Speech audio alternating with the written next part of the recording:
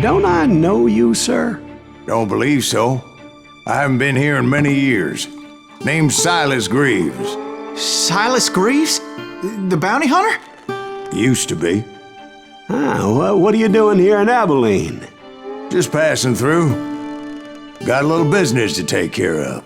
Well, sir, it would be an honor if you would allow me to buy you a beer. Hell, son, it would be my honor to drink it. I'm Molly. Howdy.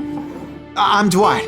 That's Jack and Steve. Ben's behind the bar. Oh, I bet you got some great stories. A couple. Any of them true? Jack, be nice. A few. What about your shootout with Henry Plummer's gang in Bannock, Montana? Is that where you started as a bounty hunter? That's what it says in this here dime novel. Don't believe everything you read in them dime novels, boy. First man I hunted was back when I was riding with Billy the Kid. You knew Billy the Kid? Damn right. That scrawny son of a bitch had no fear. Wouldn't back down for nobody. I heard he collected the 10 stars off any crooked lawman who crossed him. It was a war, boy. The Lincoln County War. And Billy promised his regulators would take the life of every bastard who helped bushwhack John Tunstall. Kid had a big chip on his shoulder and a hair-trigger temper. Made him dangerous as hell.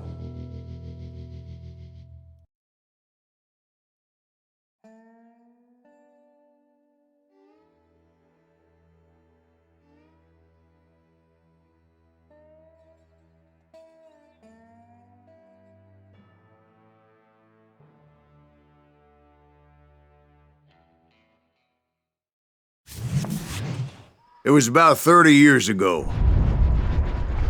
Billy was hiding out in an abandoned farm near Stinking Springs.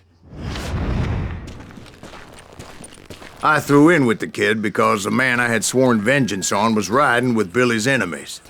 But before I tell you why I want that sumbitch dead, let me tell you what happened that day. I was heading back to the hideout when suddenly I had this funny feeling. Funny, ha-ha? No, Steve. The other kind of funny.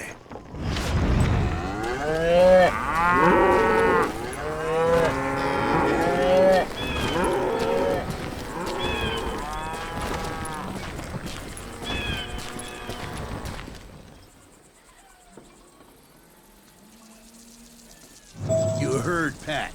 We need to stay here to keep an eye on the road. That's not fair. We're missing all the fun. I knew those two morons would never let me through. I had no choice.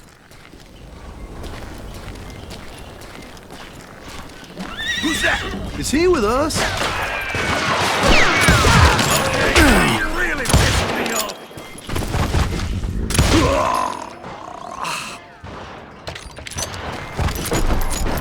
Was it Pat Garrett's posse? Oh, yeah. I heard the shots and I knew I had to move fast. Garrett and his army of deputies had surrounded the entire homestead. They're coming from the rear! I decided to help Billy and the boys out a bit. So that's just what I did.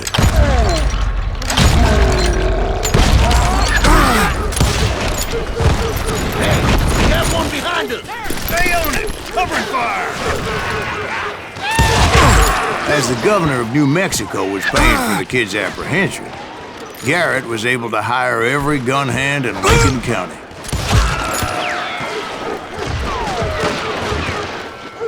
Where'd he come from?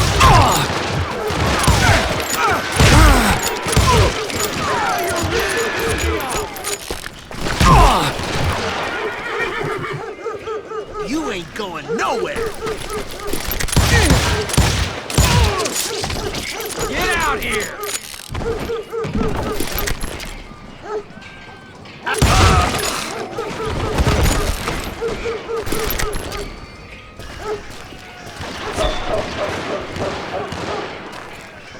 Die!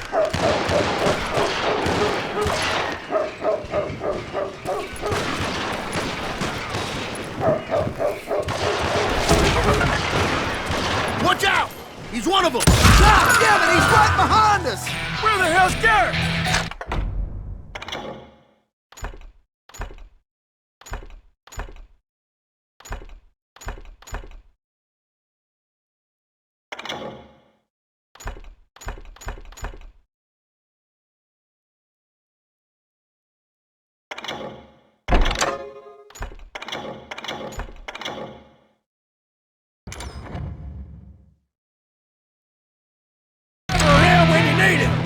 Garrett's men were running around like a bunch of chickens with their heads cut off. Still, one of them reached the water tower. Not a bad idea. It would be a turkey shoot from up there.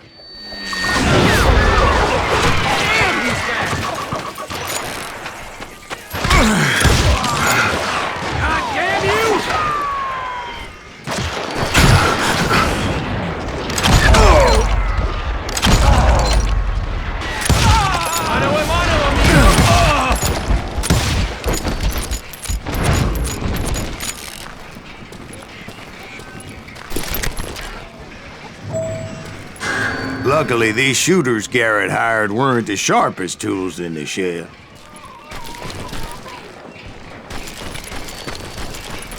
A lot of them were saddle tramps or sod busters or drunken drifters looking to make a few bucks.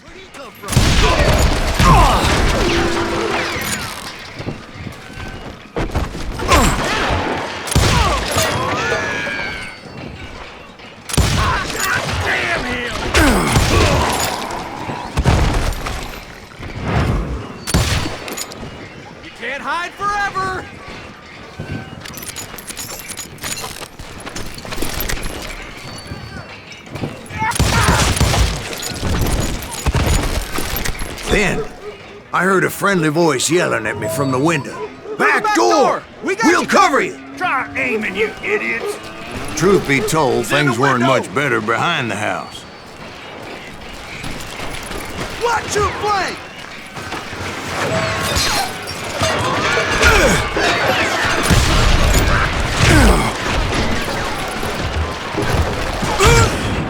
I cut their numbers in half. But that just made the ones that were left twice as mad.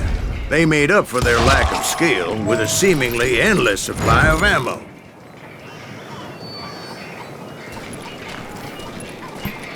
It was a bit of a slog, but I finally fought my way around the back of the house.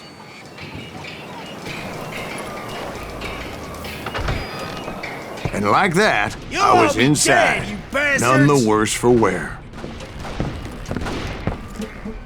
I passed Dirty Dave. Deader than a rat in a trap! And upstairs, I found Billy and Charlie Beaudry. How about that? Huh? You like that?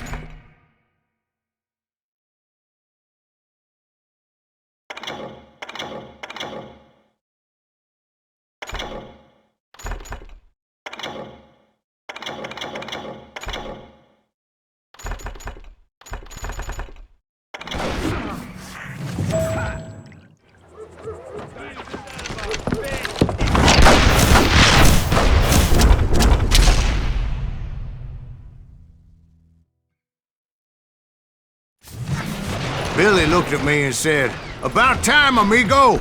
Grab a gun and get to the window!" Wait, so you were friends with Billy the Kid? Yeah, sort of. Anyway, we were surrounded by dozens of deputized shooters who wanted to do us harm.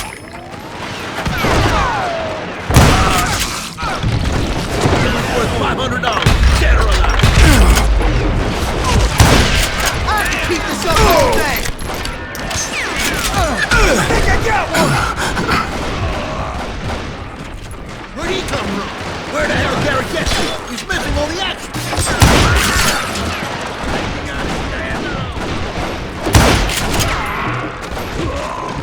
Over there!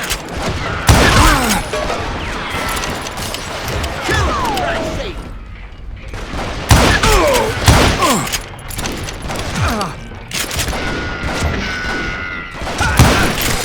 I'm telling you, Garrett's men were dropping like flies, but they just kept on coming.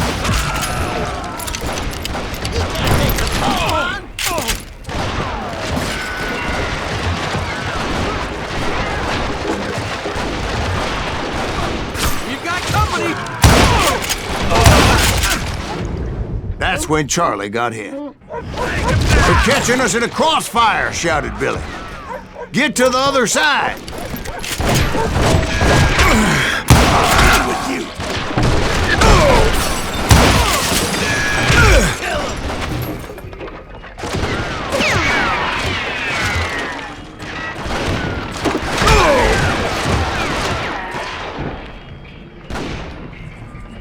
come from?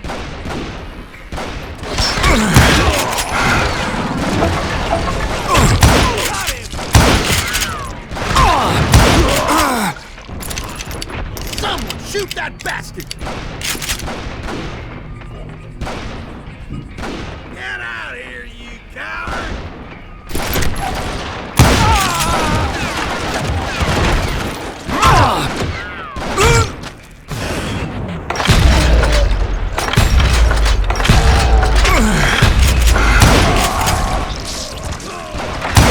I don't know how many of those cocksuckers I personally put down, but it was pretty clear, even to Billy, that maybe discretion was the better part of valor. What's that mean? It means that it was time to cut and run. They got a Gatling, Billy shouted. Get the horses and bring them round back. I'll draw their attention. He directed that order at me, and I thought, why the hell do I have to do it? But I went anyway. Dumbass that I was back then.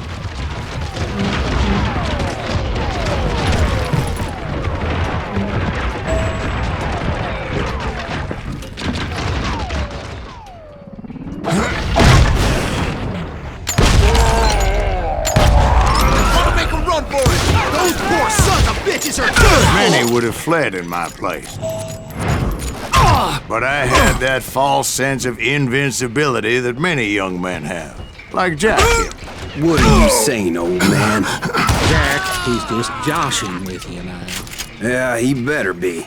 Mr. Greaves, please continue. Please, call me Silas, ma'am. Now, where was I?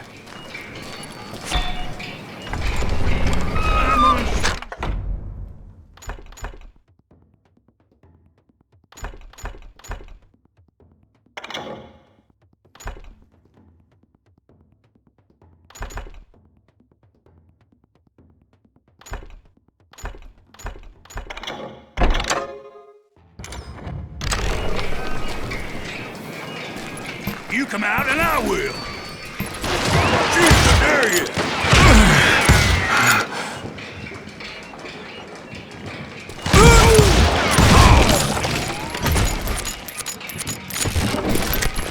You were heading for the barn.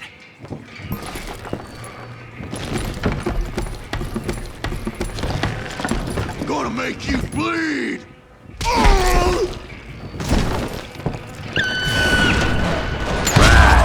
Making my way past the castle of fallen foes.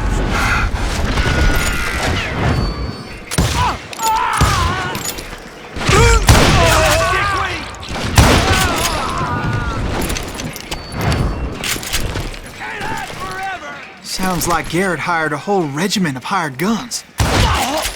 Yeah, and just when I thought I was done with them, more of these hapless bastards would pop up.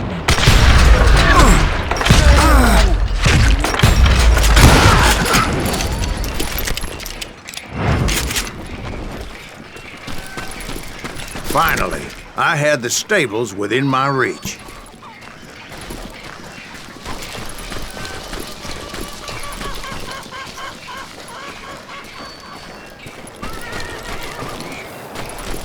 And that's when I met Sheriff Pat Garrett. I read that you went toe-to-toe with him, sir. That backstabbing bastard with that tacked-on tin star.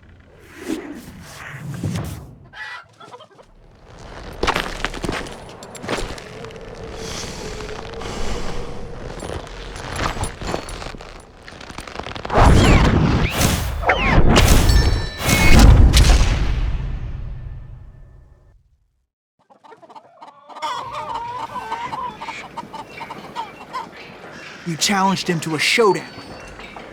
You read that in a dime novel? It said he showed no fear as he took your measure with eyes like a rattlesnake.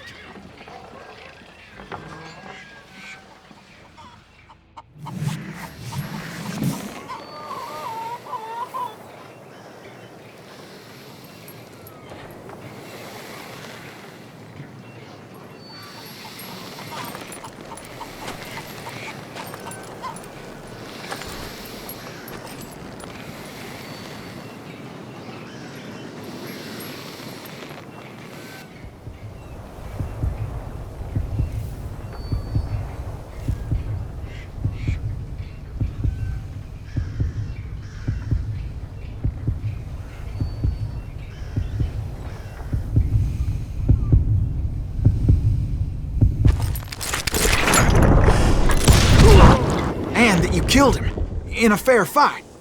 Is that what that penny dreadful said? No, boy. That ain't what I meant when I said I met Pat Garrett. So let me start again. I finally reached those damn stables.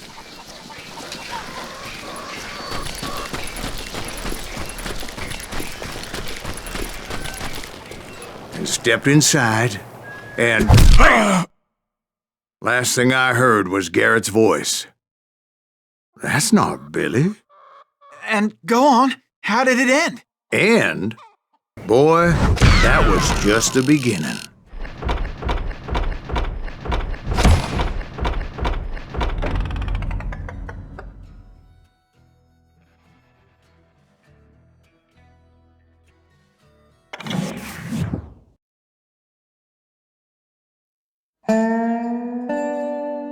So what happened? Did Garrett arrest you? Yeah, after I came to, the bastard had clocked me with his Colt.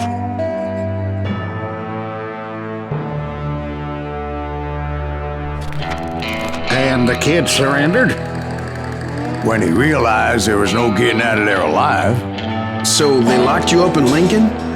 Indeed they did. Sentenced me to hang right along with the kid.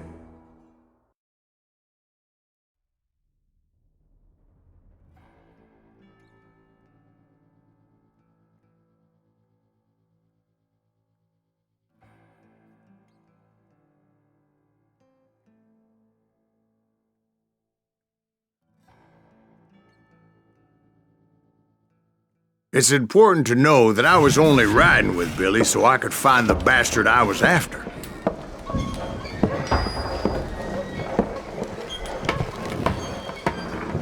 He was with John Kinney's gang, and they were sworn enemies of Billy's regulators. Why were you after him? I owed that son of a bitch a bullet for what he had done to me and mine.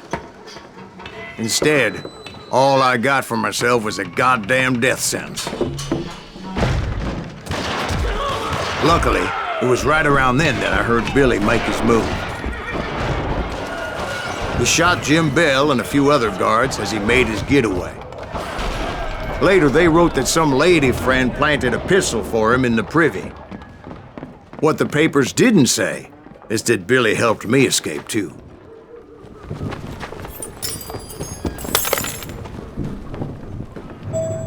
My first order of business was finding a firearm.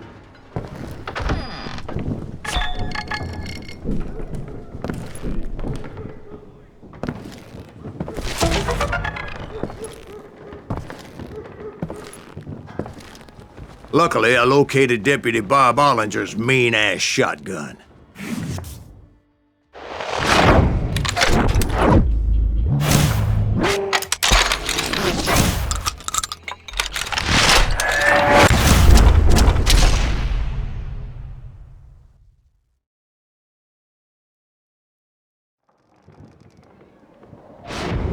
I saw Billy through the window, and he yelled that I should take to the rooftops to make my escape.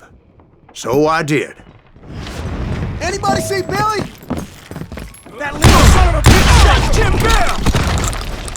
Hell yeah. That scatter gun was like a double-barreled howitzer. It could blow a man clear off his feet.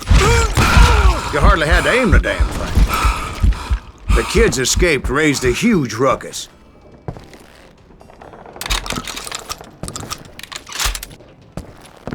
Guards were everywhere looking for him. Can't let the kid get away! Oh my God! Anybody see him?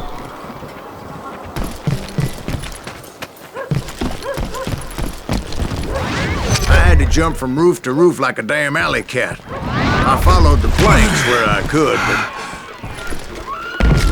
but some of that wood was slippery as hell. The whole town was up in arms. And suddenly, I was a fugitive.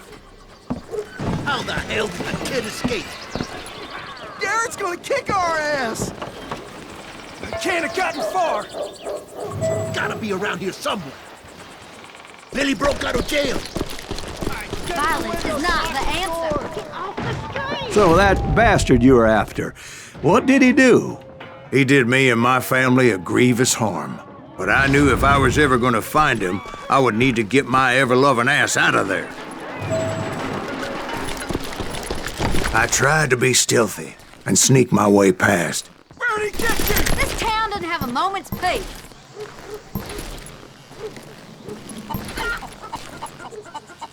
You! But hell if they weren't all waiting for me. Apparently, some of them thought I was Billy. You hooligans can go to hell.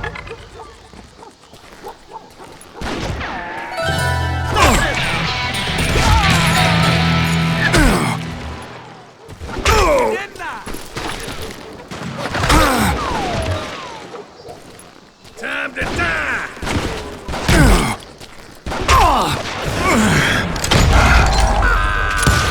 You won't get away with this!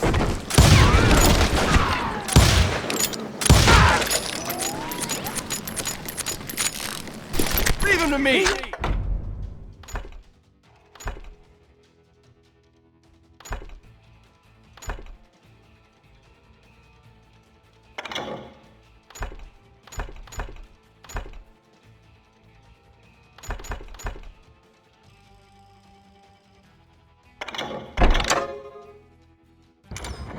Somewhere. See, me and the kid shared a certain similarity in build and color.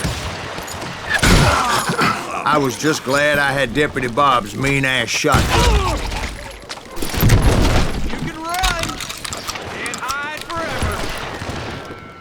They're shooting in the street! Put down your weapon! Cut your headstone! There's children here. So much lead was whizzing by my head, it was like everyone in Lincoln wanted to put me in the ground. I knew I needed to find a horse. Though I never did have a great fondness for those four-legged grass eaters. Smelly, sweaty, ungrateful beasts. We prize them too high, if you ask me.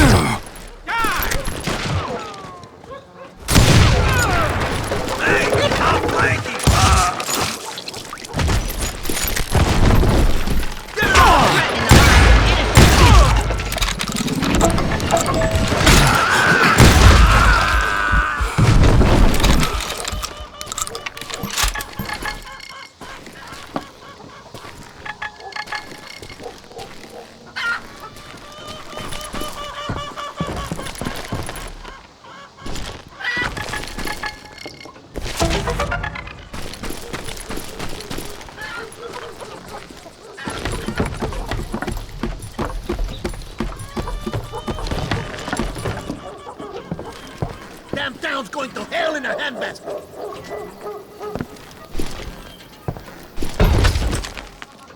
But where was the kid while you were busy getting shot at? Gone. And that's when it occurred to me why Billy set me free.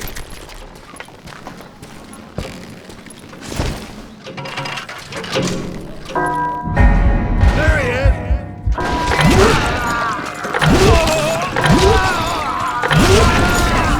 Respect for decency? So I could be a hapless decoy and draw attention while he snuck out of town.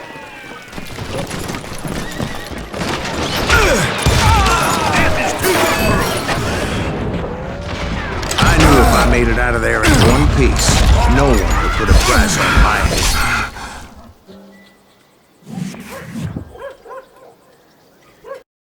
I'm unstoppable!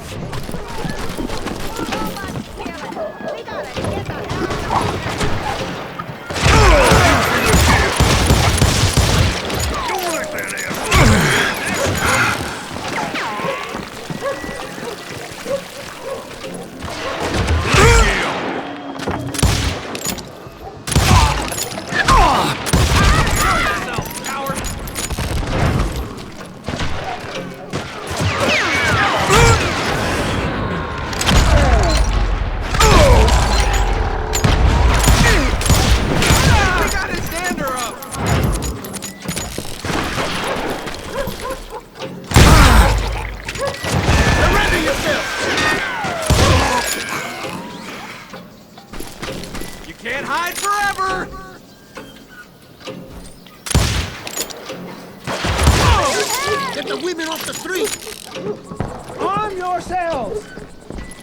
How the hell did he get away?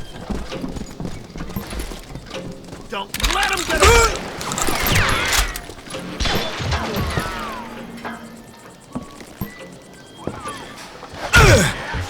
Son of a bitch!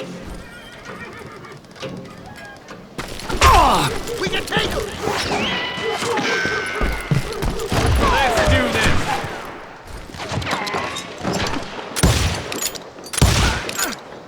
We're gonna be in deep shit when Pat gets back! Oh!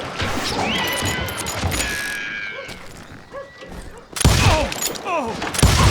This son of a bitch is loco! Stop him!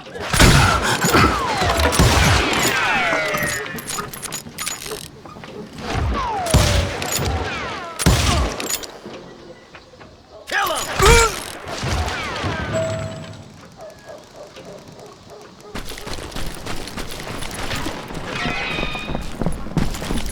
Don't let him get away!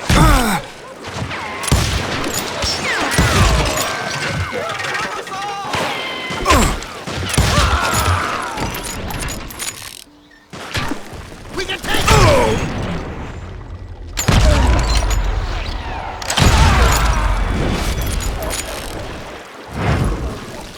Get out here!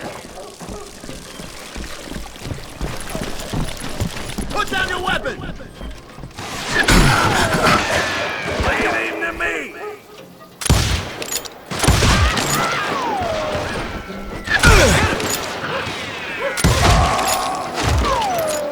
Stop him!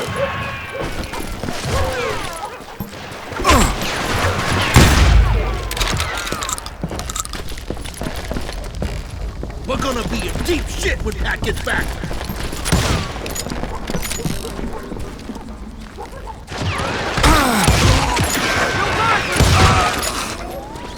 Finally, I found what I was looking for. The stables on the edge of town.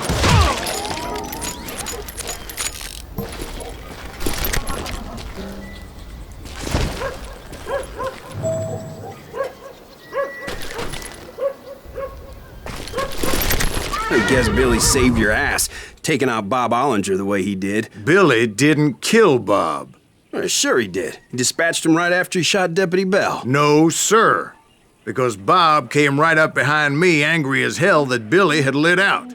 "Hello, Bob," I said. "I think you better let me go." And he says, "I don't think so, boy. Not with my shotgun." So we stood there in the middle of the street, eyeball to eyeball. He intended to kill me, and I knew I had no choice but to defend myself.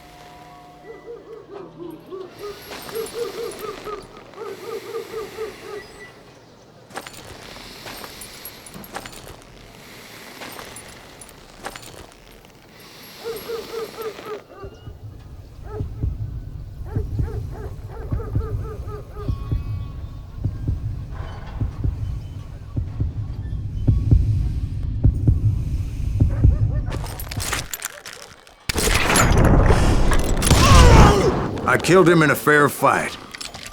Everybody saw I had no damn choice. Well, Lincoln got a mite depopulated that day. Pat Garrett gunned down Billy 3 months later, so his escape was all for naught anyway.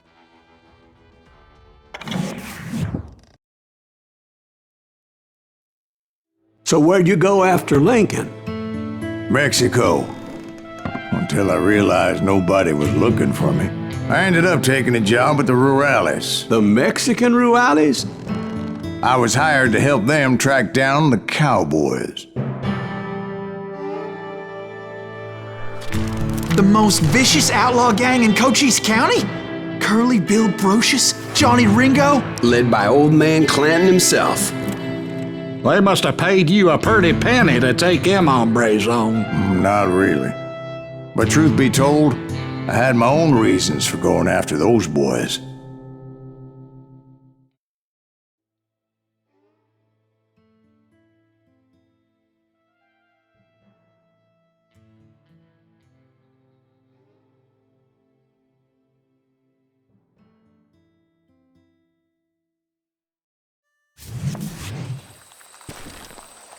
So was the bastard you were after now riding with the cowboys? Roscoe Bob Bryant was his name. Oh. But no, this time it was a different bastard I was after. The aforementioned Mr. Ringo. And yes, he was working for old man Clanton. I hate fucking running. I came upon them robbing a stagecoach, which wasn't surprising, being they were such murderous thieves and bastards. The bandits wore red scarves, so I knew they worked for the old man. Over there! There! ¿Quién carajo es ese hombre? I did my best to help those poor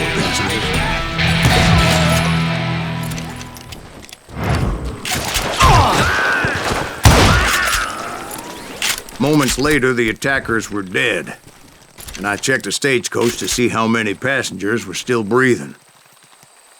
None.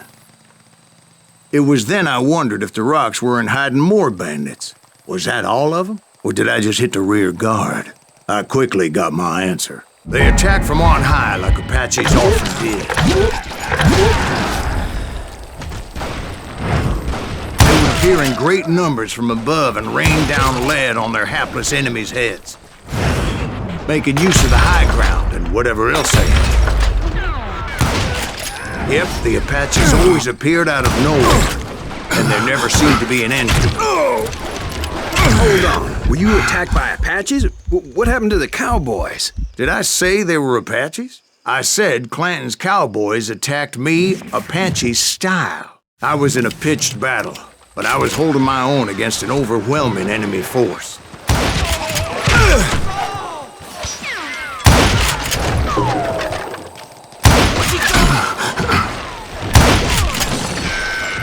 See, at the time, I was still pretty green and would often blunder into regrettable situations.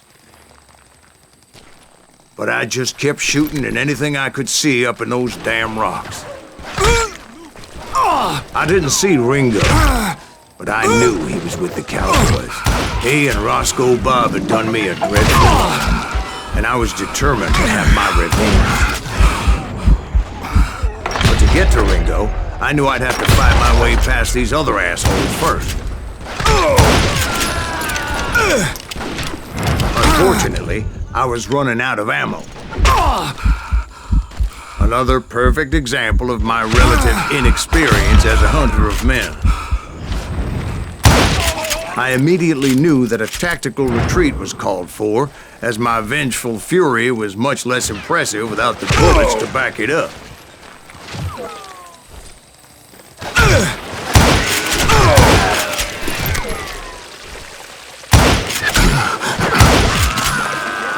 Finally, they managed to corner me.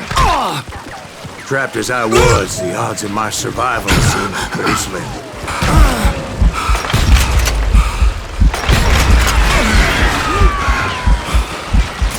Luckily, serendipity was on my side as I suddenly spotted a way out of my predicament.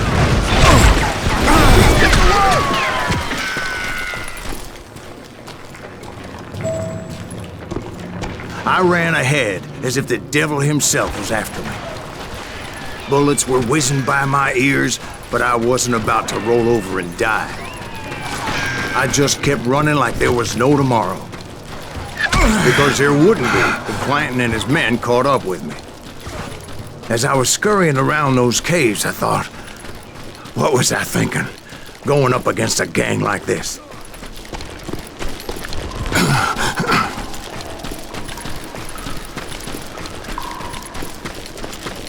I just kept running, not knowing where the hell I was going.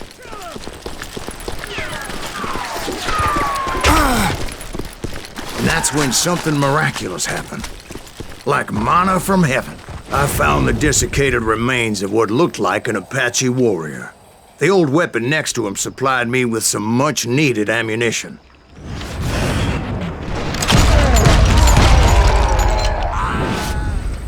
Bat Masterson once told me it was more important to be lucky than good, and he would know.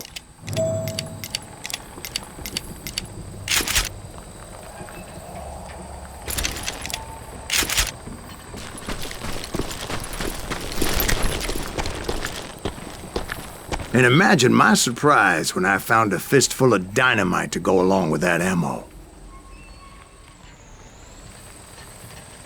That stroke of good fortune evened the odds and bolstered my confidence. It was time to turn the tables. Time for the prey to become the predator. Time for the hunted to become the hunter. Time. All right, Jesus, we get it. They were right where you wanted them. That's right, Jack. I was done running. The old man's boys were not expecting that. No, sir. I came at them like a wildcat. My fury knew no bounds. I got you now!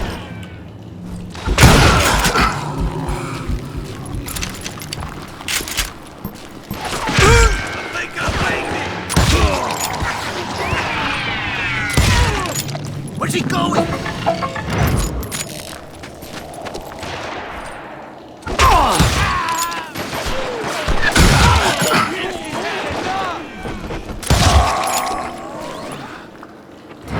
Get him!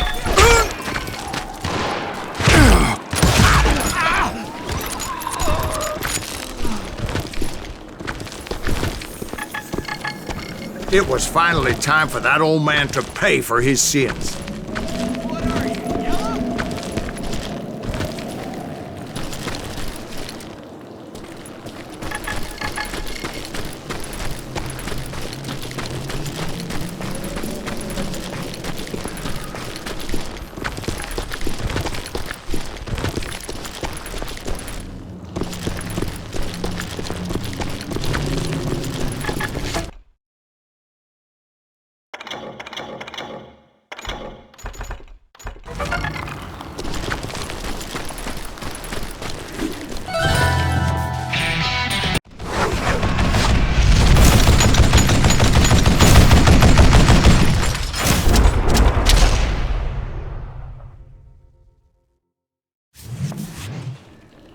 I yelled out at the top of my lungs, "Clanton, I'm coming for you!"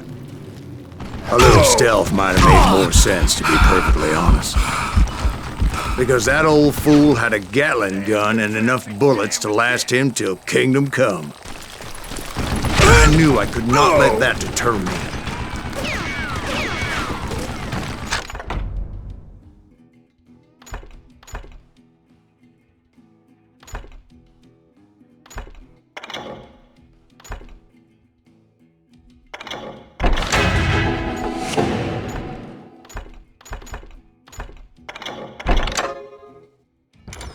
Not if I was to find and kill Ringo. I needed to get that old man off that gun.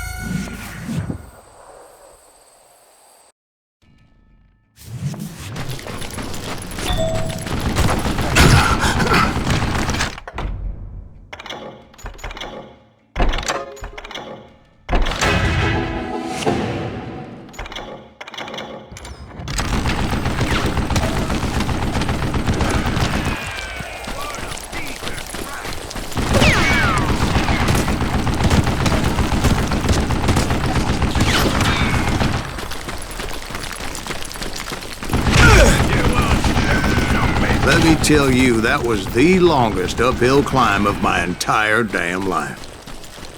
Well, one of the longest. There was that one time I was pursuing Frank James, Jesse James's brother. Jesse James? Perhaps we could talk about that one later. Now, where was I? Right. I had old man Clanton in my sights. I don't know how you live this long.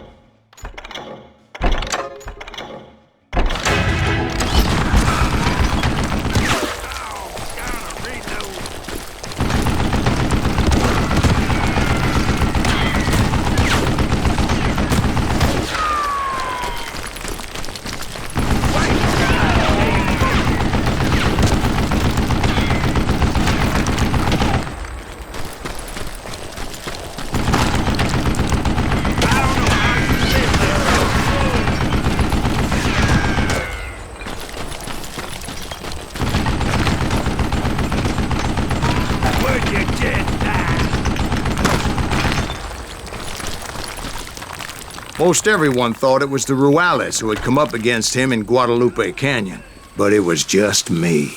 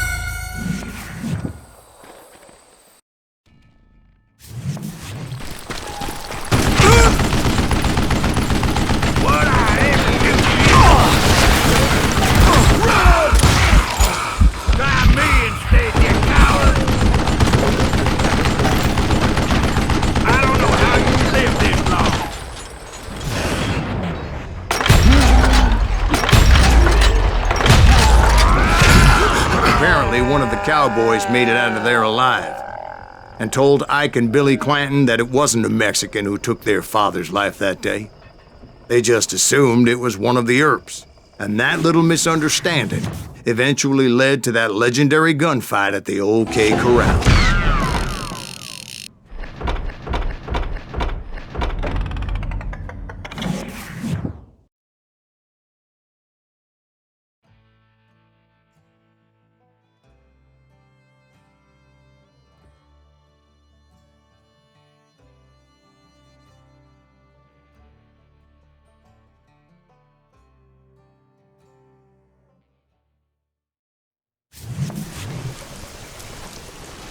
A few weeks after that dust-up at the OK Corral, I was still after Johnny Ringo.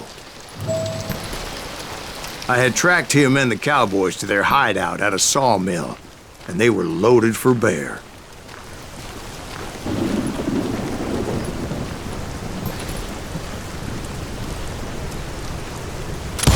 So, what exactly did Johnny Ringo do to piss you off? Well, him and that other bastard. Roscoe Bob Bryant? Yep. They both deserve to die, and I promise I'll tell you why. But first I need to tell you about the Cowboys' new boss, Curly Bill Brocious.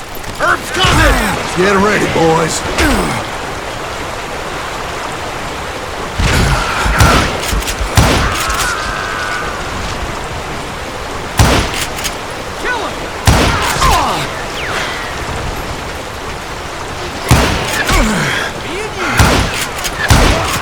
Curly Bill took charge of the Cowboys upon the old man's demise, and after that gunfight at the OK Corral, the Clantons wanted revenge. Hit the dirt!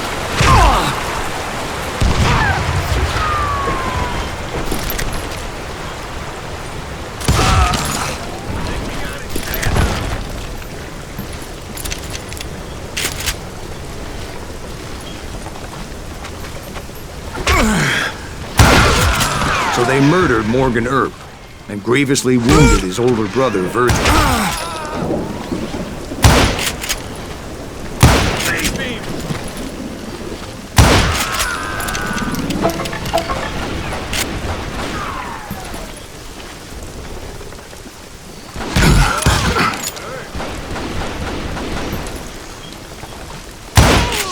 Wyatt and Doc went on what became known as the Vendetta Ride, hunting those outlaws down. So when I showed up, that's who they thought I was.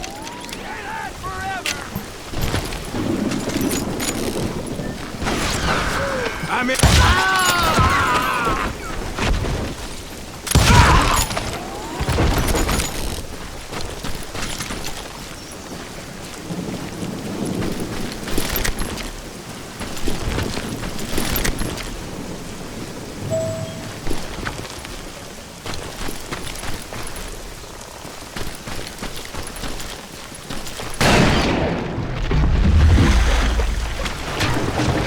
There were killers around every corner, all wearing red bandanas. That's how the cowboys identified each other. And I was beginning to wish I had one myself.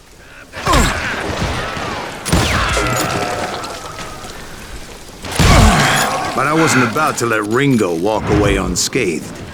And that's what drove me forward.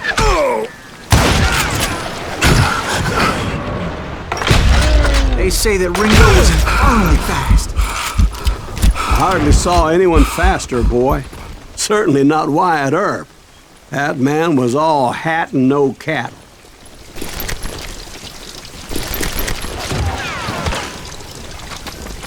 Beat him!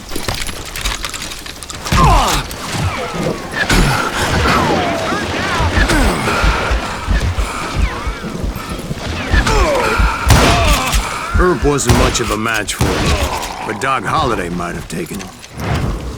That Lunger should have kept his nose out of it. They never charged anyone for the murder of more than Earp. But everybody knew that Curly shot him in the back. That was common knowledge.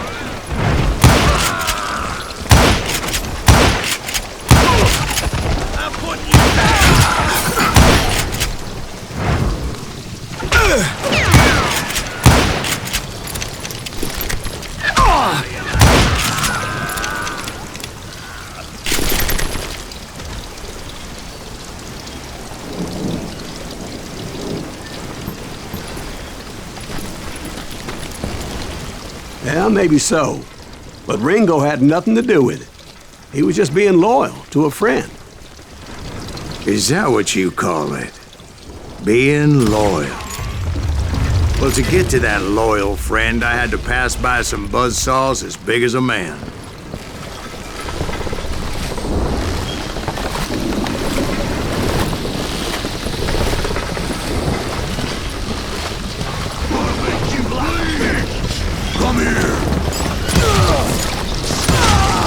Excuse me, sir. I have a question. What's that, Dwight? After old man Clanton died, why didn't his son take over the Cowboys? Because Ike Clanton was dumber than a box of rocks and a yellow belly to boot.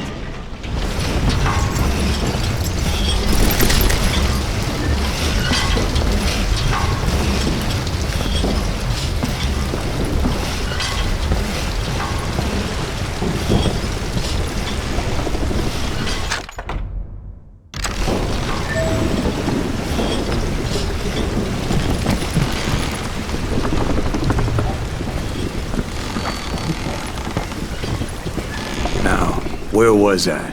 Taking down the entire cowboy gang single-handed. Indeed I was, Jack.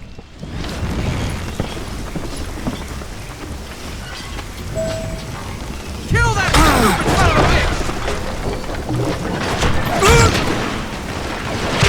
I think I winged it!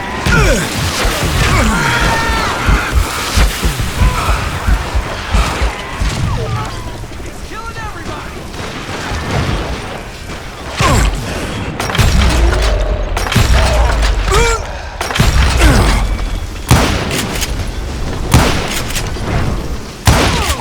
Though it wasn't easy, as those boys had good cover.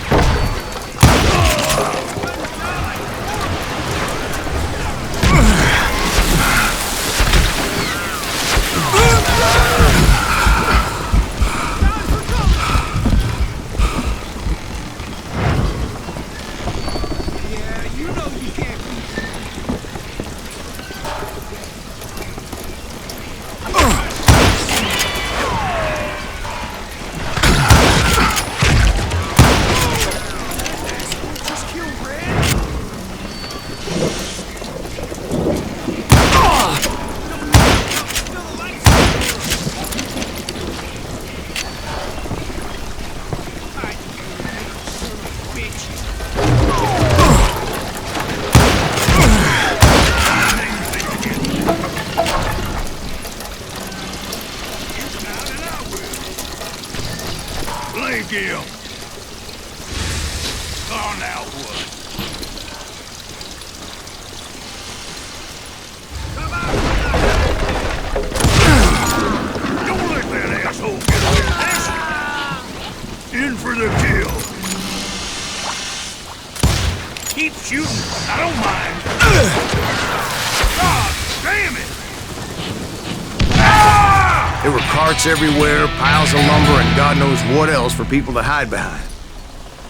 That really was one hell of a sawmill. Quite an impressive operation.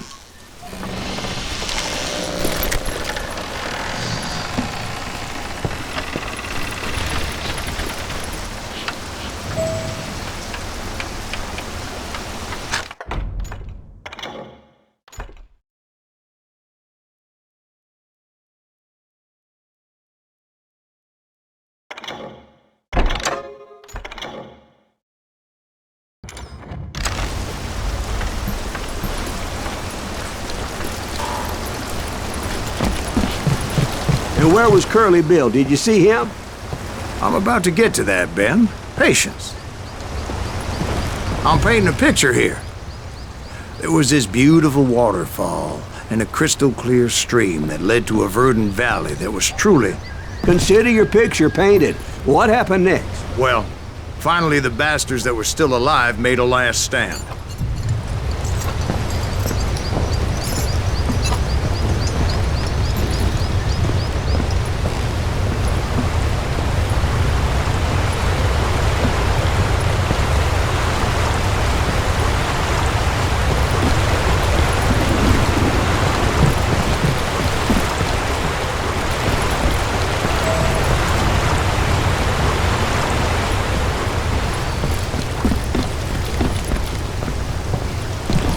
Curly Bill, Johnny Ringo, and his compadres took off into the lumber yard, and I followed after.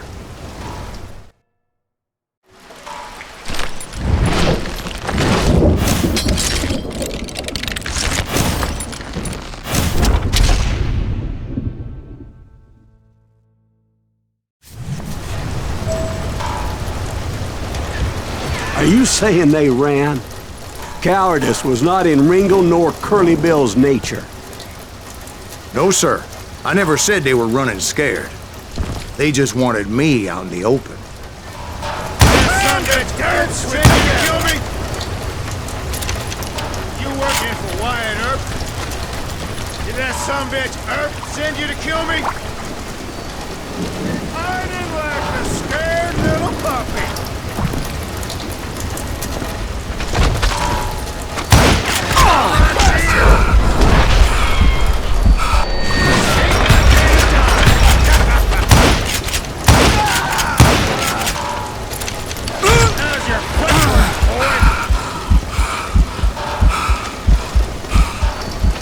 You can't hide forever, boy.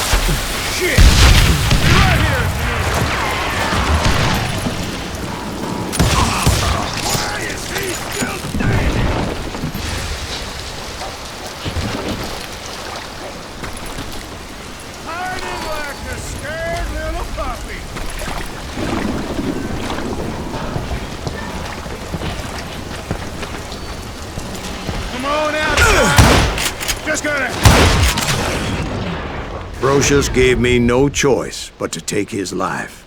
But Ringo was nowhere to be found. I knew you didn't kill Ringo, because he was found dead in a different location altogether. To this day, his killer is still unknown. Indeed. Took me a few months before I finally tracked his ass to West Turkey Creek Canyon.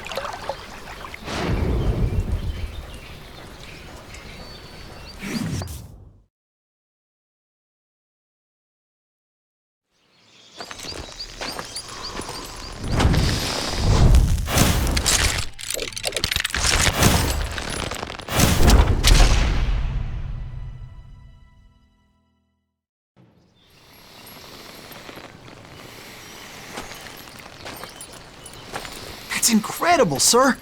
I always thought that Doc Holliday was the one that killed him.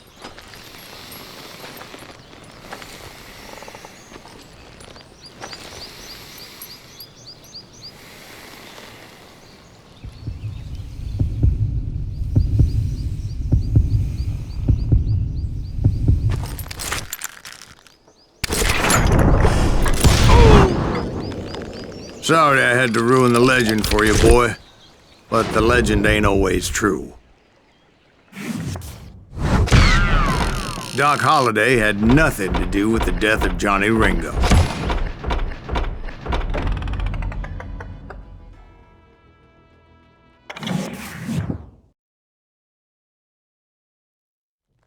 I was paid a healthy bounty for Ringo and Curly Bill, and realized there was real money to be made. That's why I went after Henry Plummer.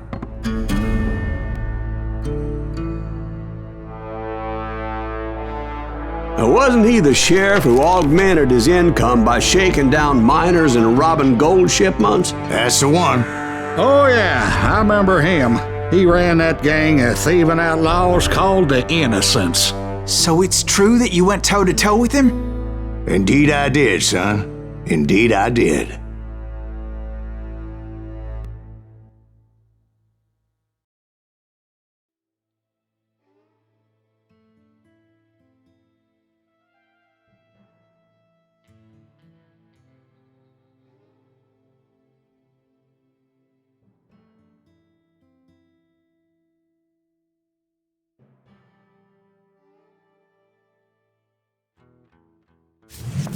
I knew I needed resources if I was going to track down Roscoe Bob Bryant, and hunting Plummer looked like a good way to get rich quick.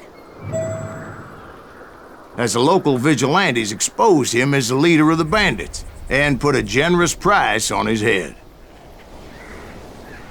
Plummer rallied his gang to plunder one last gold mine before making their escape, and that's where I thought I'd find him.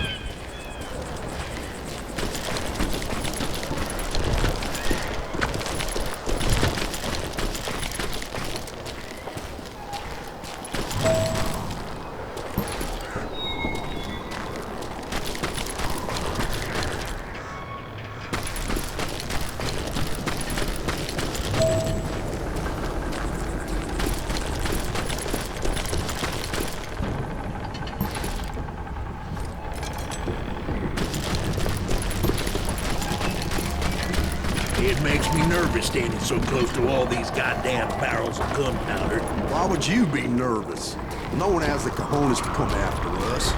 As long as you don't light up a cigar, we're fine. Yeah, besides, George is up there on the rocks with that rifle of his. Nothing gets past him.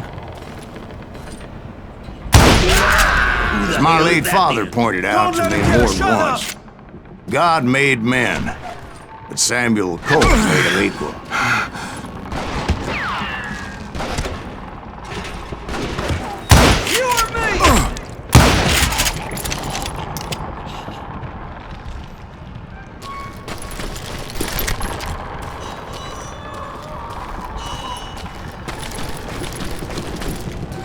I knew that dynamite wasn't mine, so I decided the polite thing would be to return it.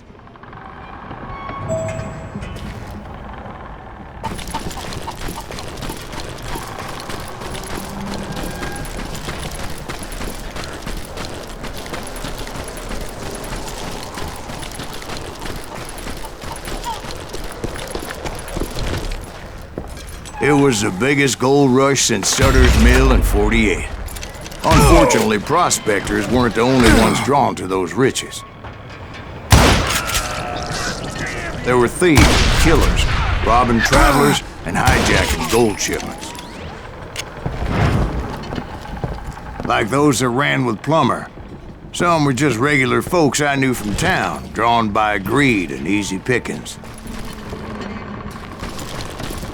Charlie Crow, the blacksmith.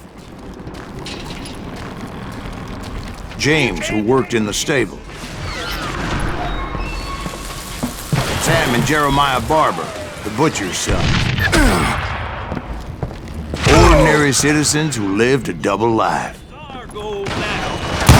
Stealing and thieving and murdering their neighbors.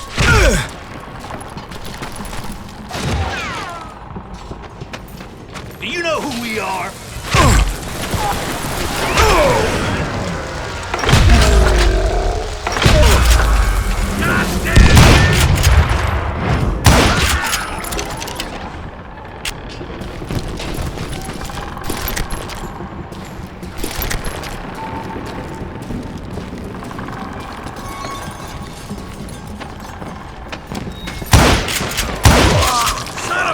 Of course, the rest were veterans of the Civil War.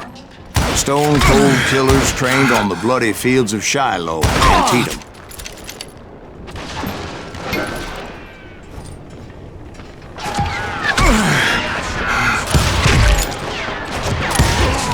Dangerous, desperate individuals. You ain't me.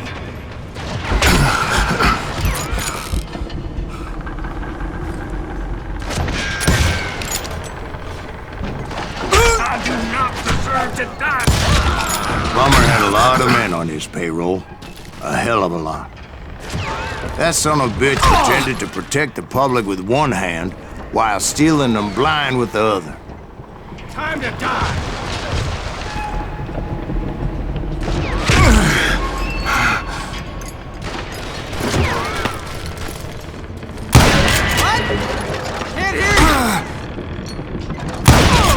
He set up a defensive perimeter which I had no idea how to breach.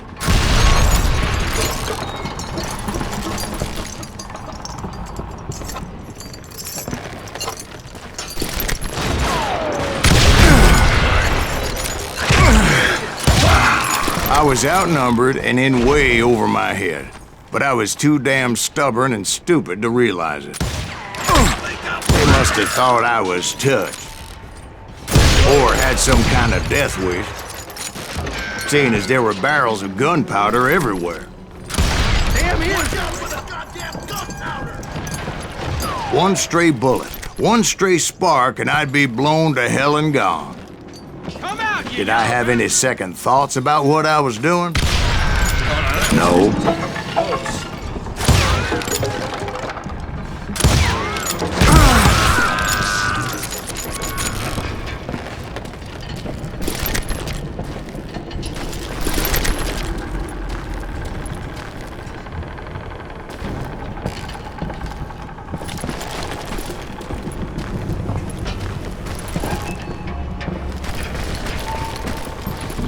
I thought I was some kind of hero.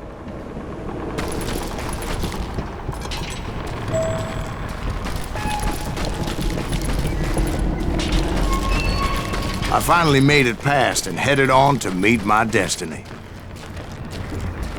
But first, I had something I needed to figure out.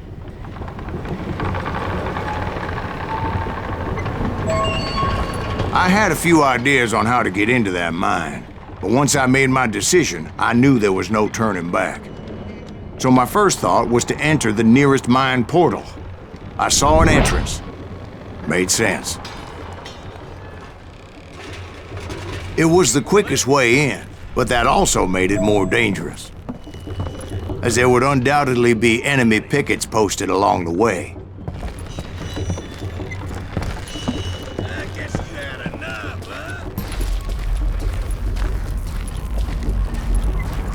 Our gold now.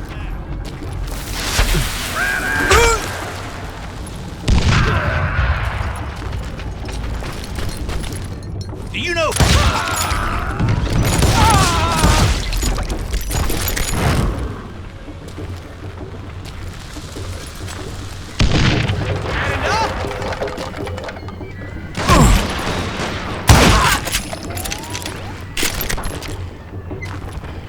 Besides, once you enter a mine like that, it's easy to get all turned around.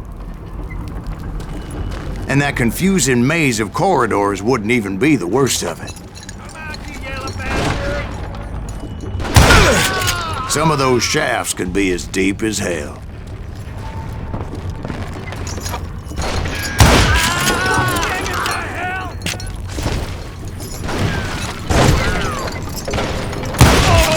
A single stumble or misstep can easily end in a deadly plunge to oblivion.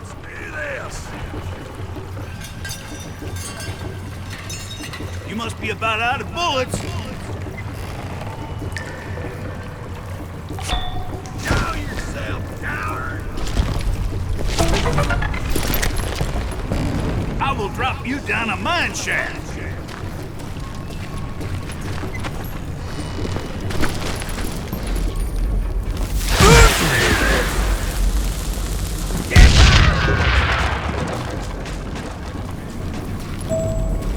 Quick reflexes often make up for a lack of common sense. Luckily, I was never one to be easily bushwhacked. I would just need to be careful not to blow myself to kingdom come.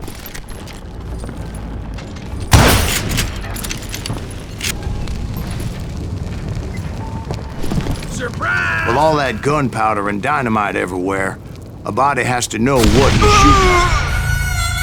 All it takes is one tiny spark, and boom. Take that asshole out! Time to blow your shit up!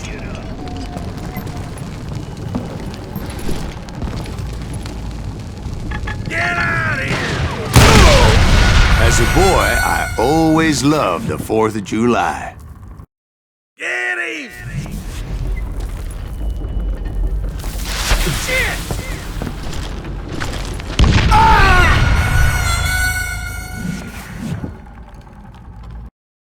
Surprise! You'll die for this, you hear me?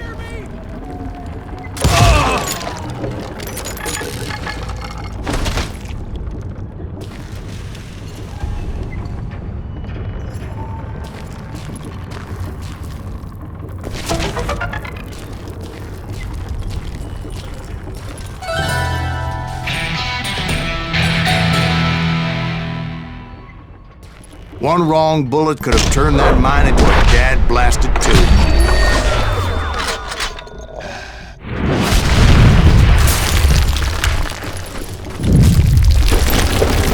I freely admit that my plan of attack was not just moronic, but clearly insane.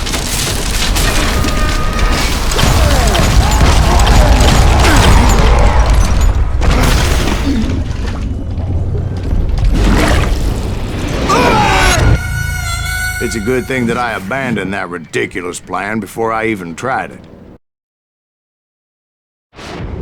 Instead, I spotted a ladder, a way into the mine from the opposite side.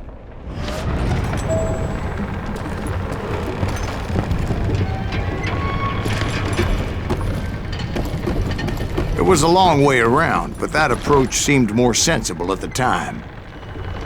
Of course, being I had a problem with heights, that scaffolding scared the bejesus out of me. Climbing down that ladder required some caution, because even though I had a younger man's reflexes, no man can dodge a damn bullet while climbing down a rickety ladder. I needed to make a leap of faith, which ain't easy when you're suspended between heaven and hell. I was determined not to give up, however.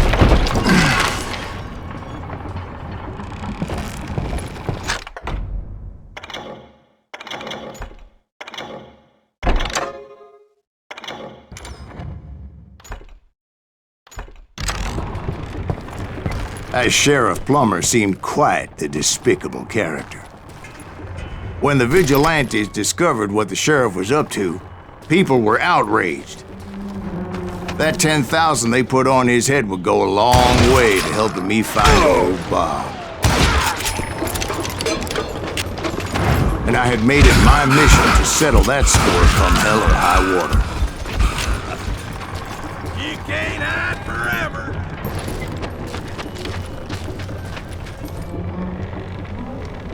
You're dead.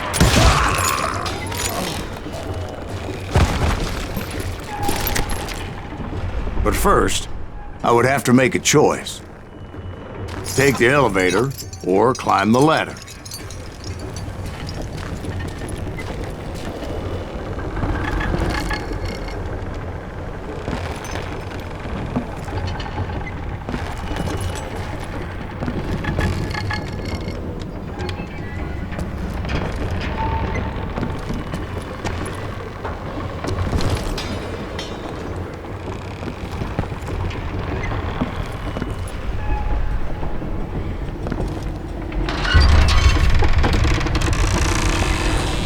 I picked the more convenient and more dangerous route.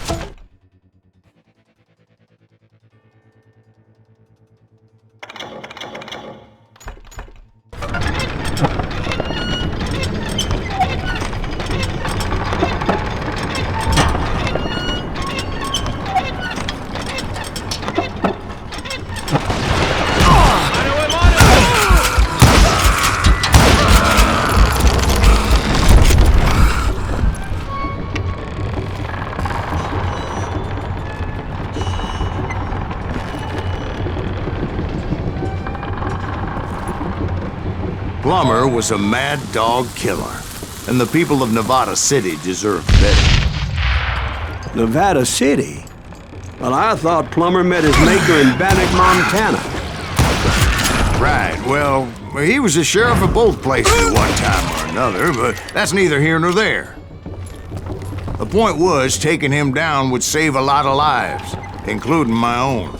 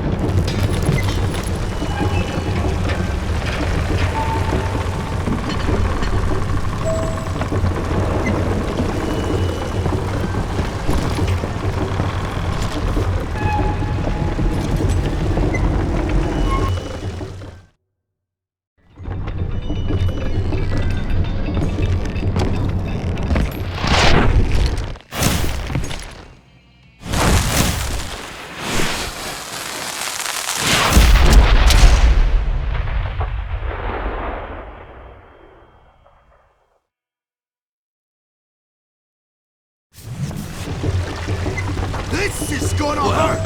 This day is just getting worse and worse for you! Henry Plummer was clearly unhinged, and I could see right away that this was Texas.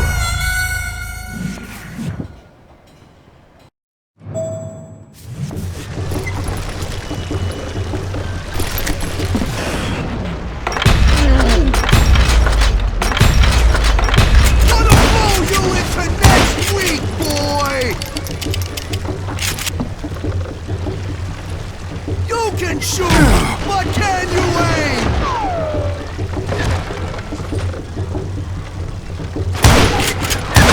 Shot! I can shoot too! Yes! I need some help here! Come on, boys! Take this cocksucker out!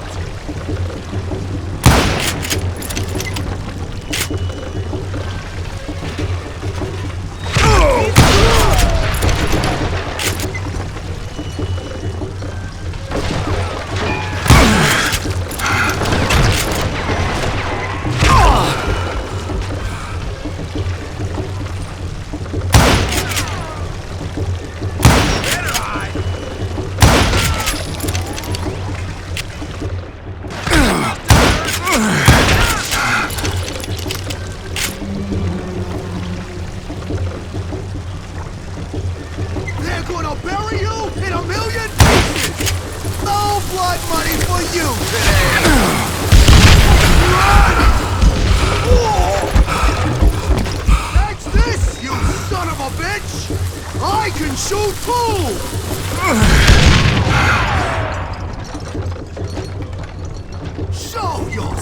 Gonna blow you into next week, boy! I'm going all medieval on your ass! What do you think you're doing? I got a lot more dynamite than you! I'm putting you down!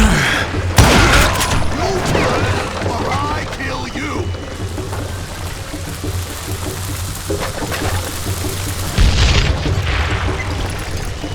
You ain't taking me! They're gonna bury you in a million pieces!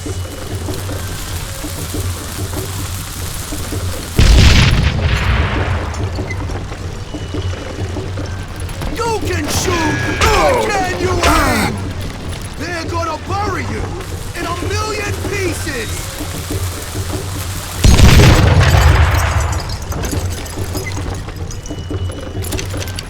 No blood money for you today!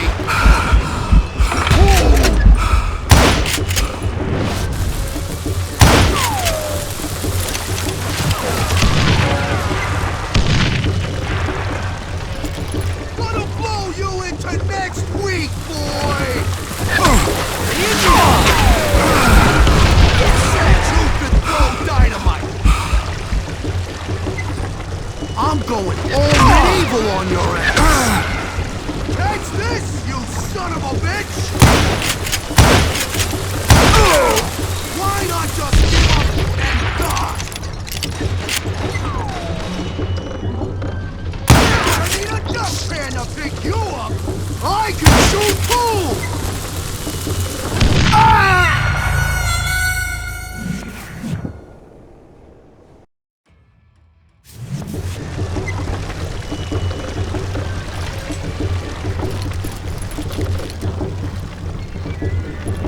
You can shoot, but can you aim?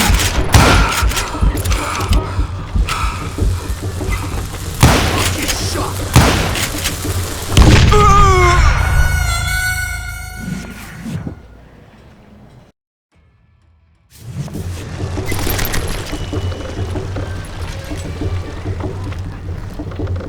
They're gonna bury you in a million pieces! Shut you morons! Bastard! You ain't taking me!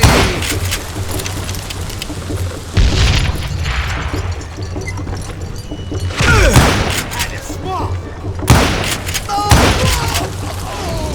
So that's how Henry Plummer died. Him and his crew were worth their weight in gold. And now, I was officially a bounty hunter.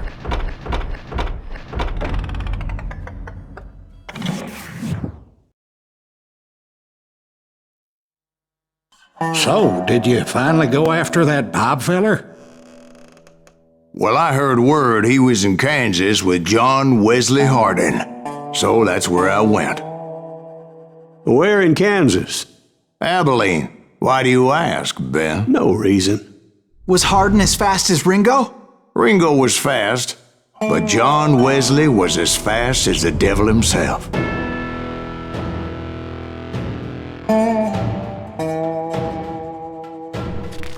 Hell, he killed his first man at 15. From that day forward, he had a price on his head and wouldn't back down for nobody, not even Wild Bill Hickok himself.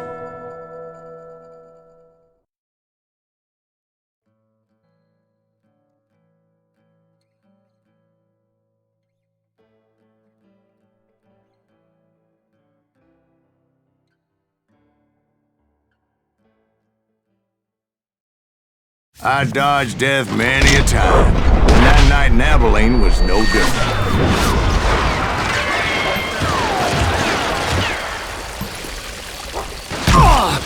I was there with the intention of finding that bastard Bob and collecting the bounty on John Wesley.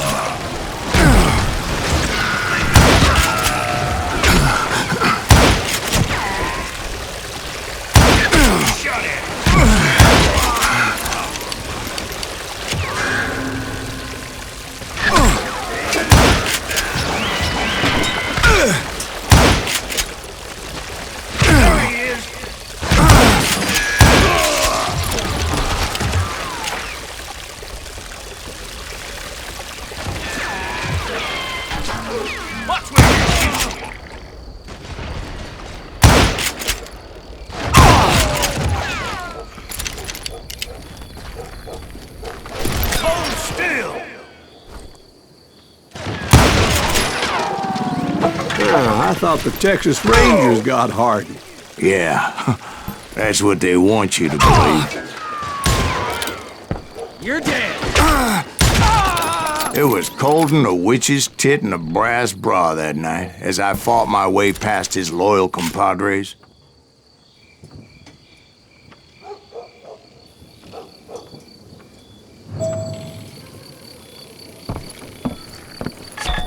To the very same saloon we're sitting in today. Look around and imagine this place painted in blood. Hardin was waiting for me.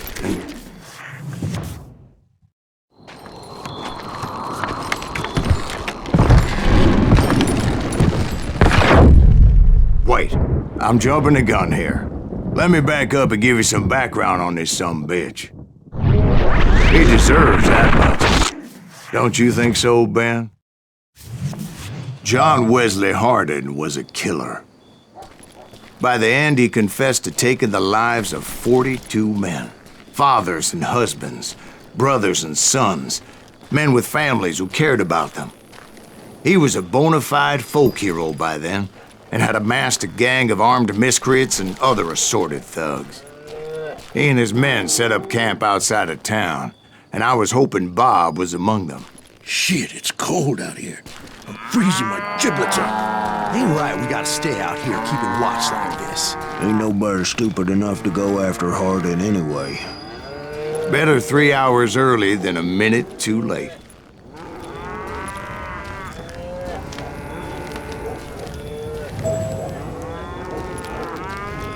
God damn it! Shoot that son of a bitch!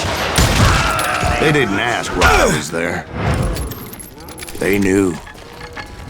As most of them were wanted as well.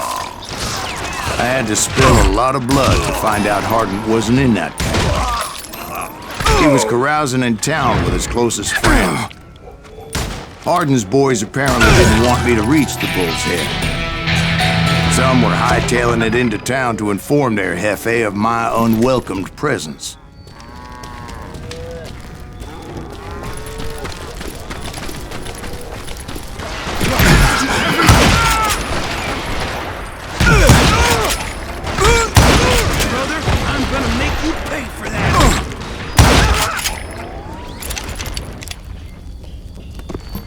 You just met your man! Tell Hardin someone's coming for him! Stop that sumbitch!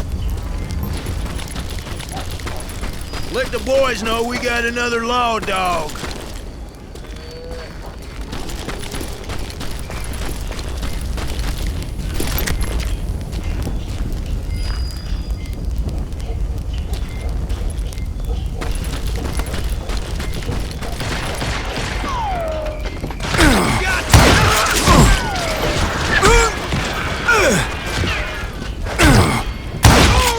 I wondered if Bob was among them.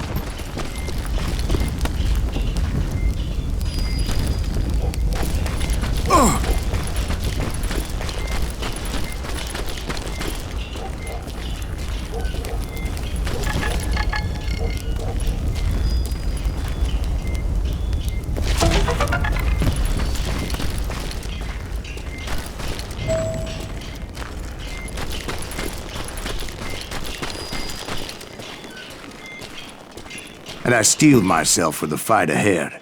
For as good as I was, deep down I wondered if John Wesley wasn't just a little bit better.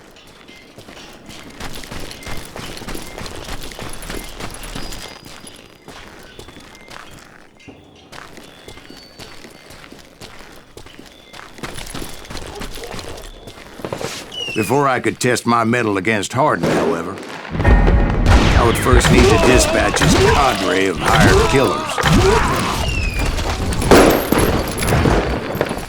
Most of these degenerates were beyond redemption, but John Wesley might have been a different story.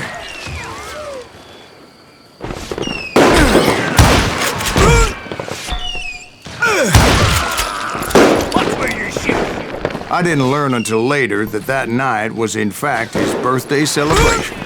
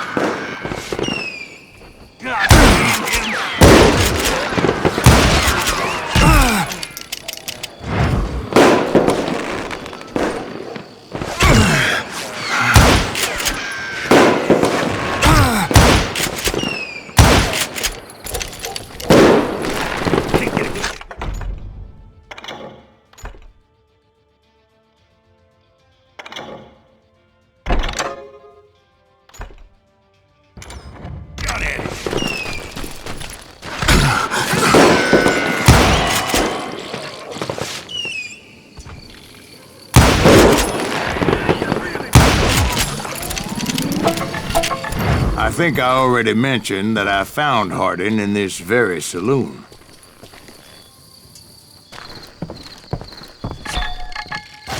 Suffice it to say, nobody there was happy to see me.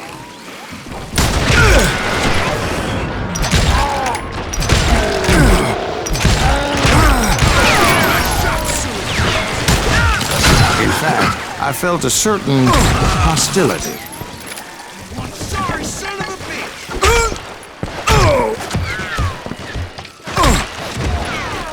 You bastard! You better hide! I'm gonna shoot you dead!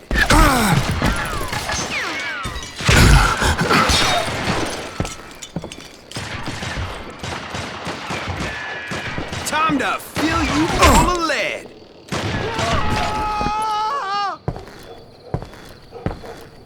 Hide, you lily-livered son of a bitch! I was disappointed that neither Bob nor John Wesley were among the dead. But that was short-lived, as a moment later I was facing down the fastest gun in the West.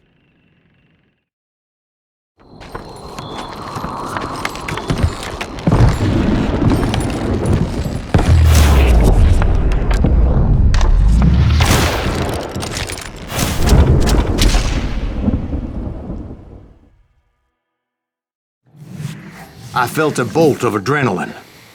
Or maybe that was fear. He was well known for his tricks, and I knew I'd need my own if I was ever to defeat him.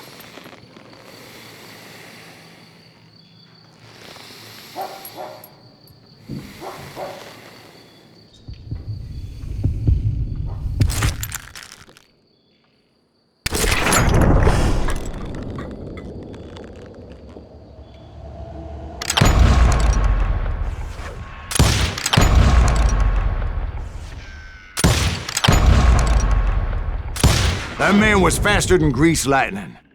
But being inebriated as he was, he didn't count his shot. And now, he was at my mercy. So he didn't die? No, I sent him to prison. Years later, after he was free, some restless avenger took his life. Shot him in the back in a saloon just like this one. Anybody up for another beer? Ben?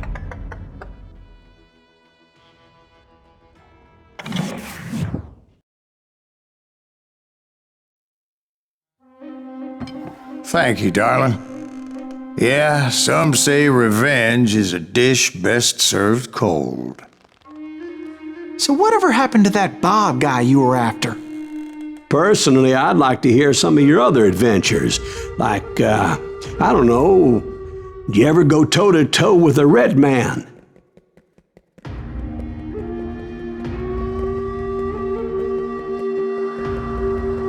Yes, I did, Ben. I remember once I was after this renegade Apache, Grey Wolf. Strangely enough, revenge was also his primary motivation.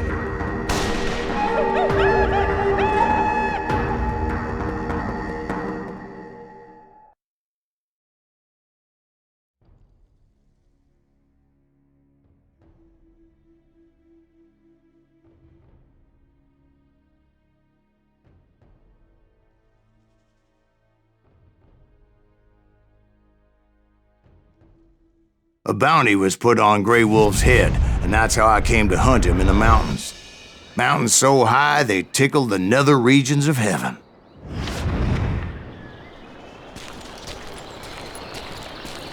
Grey Wolf was a Chiricahua Apache medicine man who had led a war party in revenge for a massacre against his people.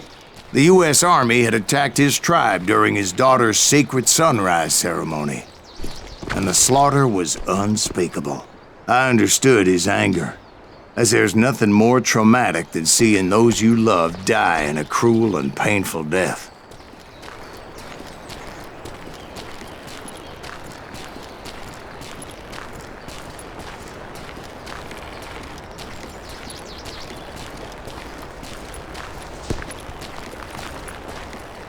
Right from the beginning, I couldn't shake the feeling that Grey Wolf was watching my every move.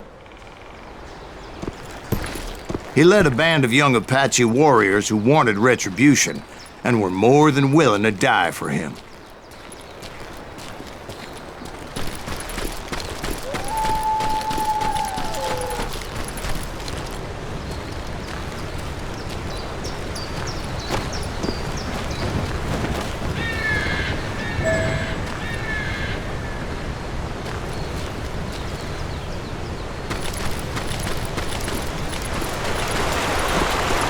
They saw me before I saw them.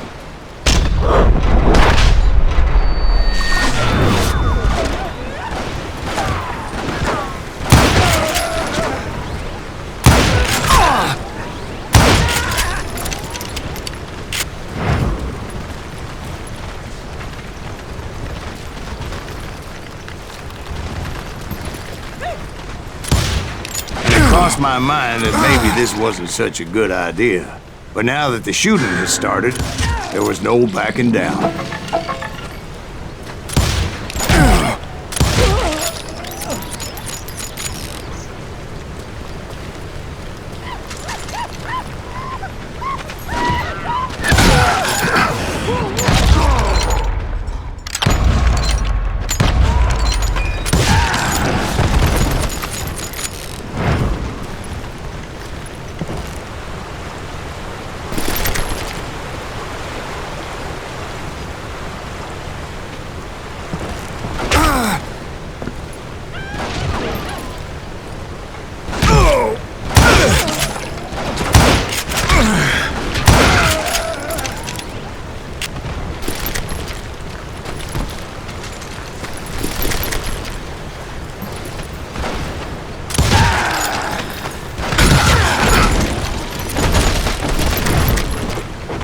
It was rugged country, the winter home of the Chiricahuas, and that's why they had retreated there.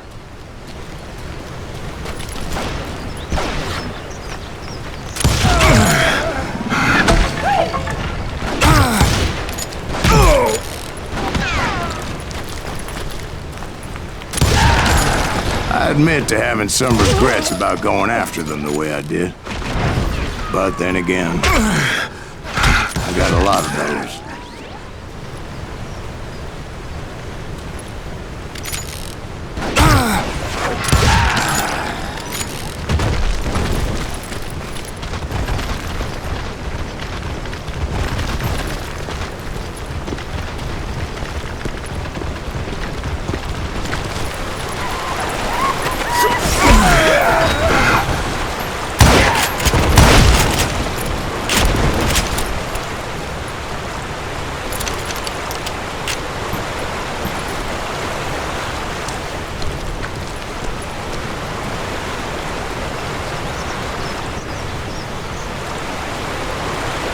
Did you find Grey Wolf? Not at that moment, but I did find the entrance to their hideout.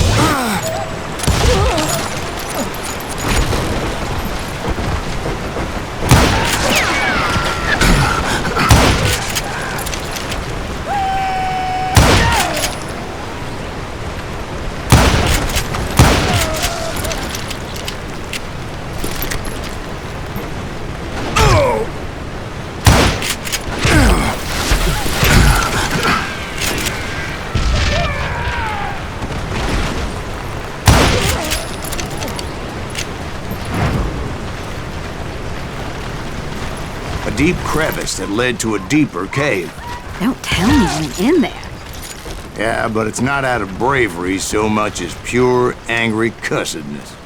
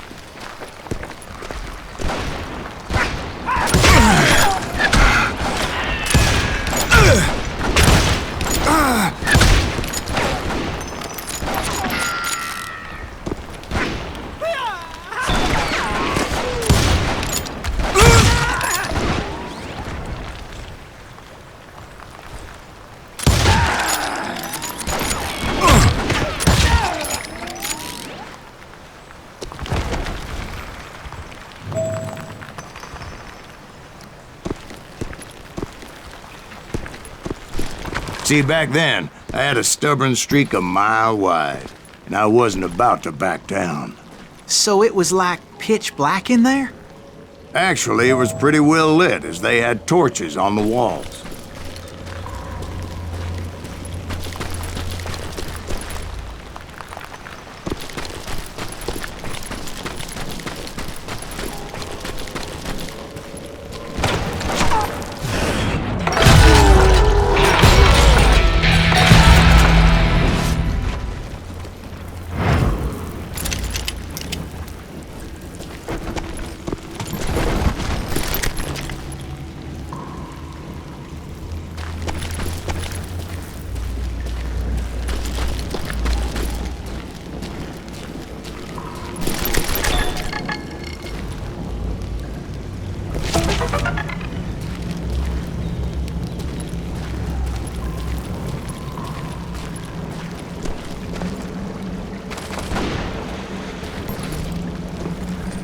How big was his cave?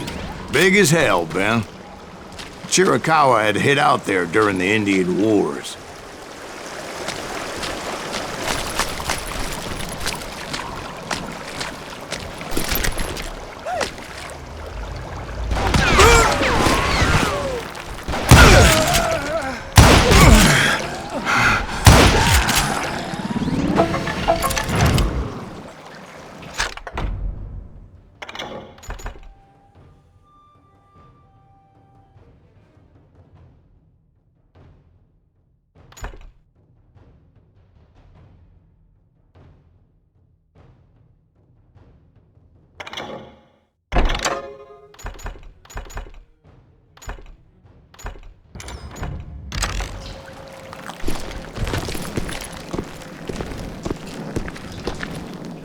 They thought it was haunted with the ghosts of those murdered by the horse soldiers. The cave was haunted with dead Indian ghosts?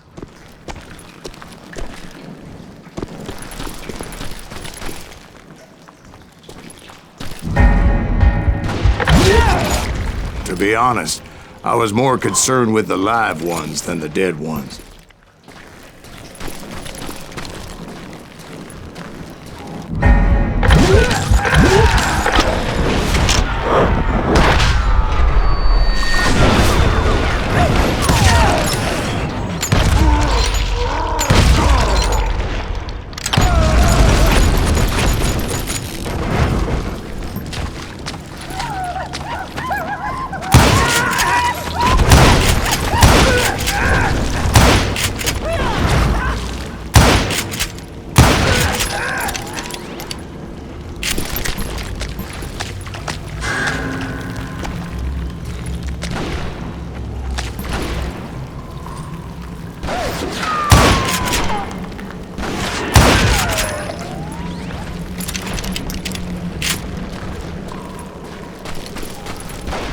How come you know so much about Indians? A few years back, I was married to 2 Mescalero women. At the same time?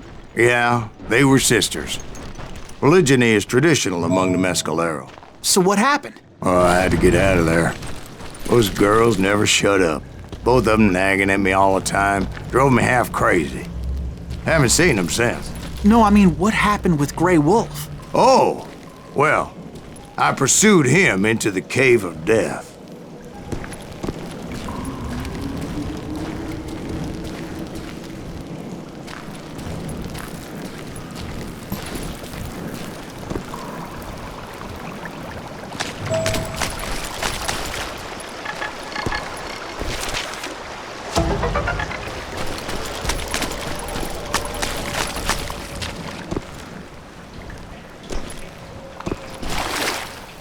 I came upon this flooded grotto, and that's when I saw him. He came to me unarmed and unafraid. His voice echoed in the shadows, and I sensed he meant me no harm. You carry great darkness in your heart, and if you do not release it, it will claim your soul. The sound of his voice put some kind of ancient Indian spell on me.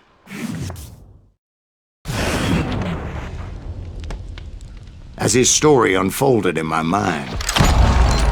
You will come to this place again and kill many more men, and the darkness will grow until it consumes everything that you are. The soul would have no rain if I had no tears.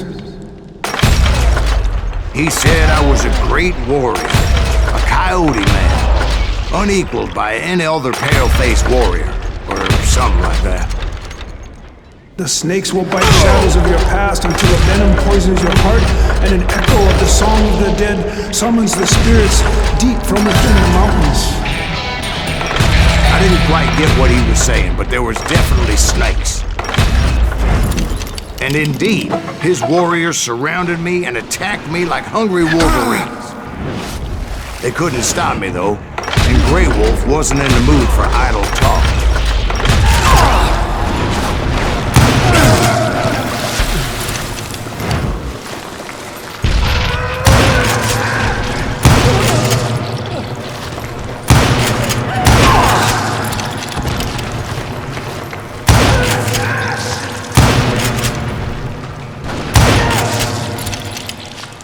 I swear I couldn't see any way out of this trap. But suddenly, one just appeared. Kinda like a miracle.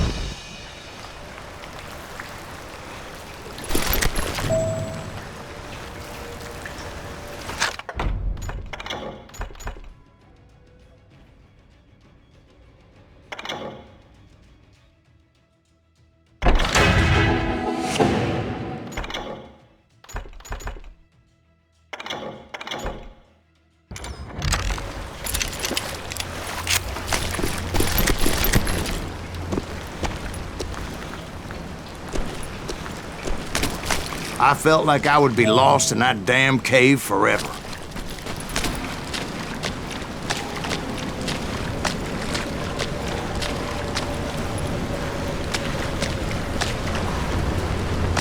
Finally, I found myself back outside, perched on the edge of a precipice, overlooking a thundering whitewater river. To get where I was going required several leaps of faith, but no way in hell I was turning back.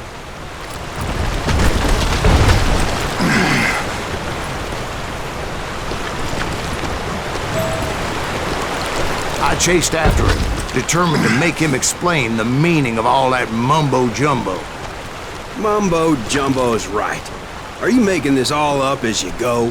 A few details may be fuzzy, brother, but I am relating exactly what happened to me.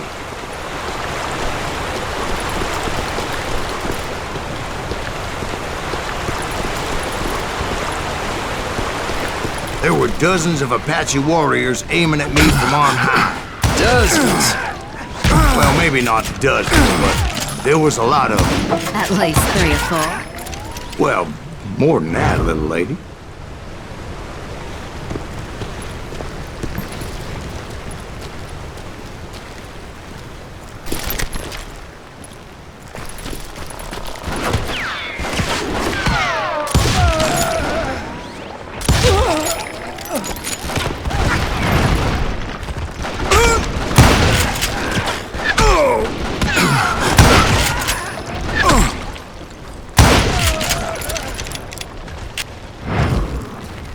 I had a steep climb up creek ahead of me and scrambled up those rocks like a mountain goat. I was determined to locate Grey Wolf and find out exactly what the hell he was trying to tell me.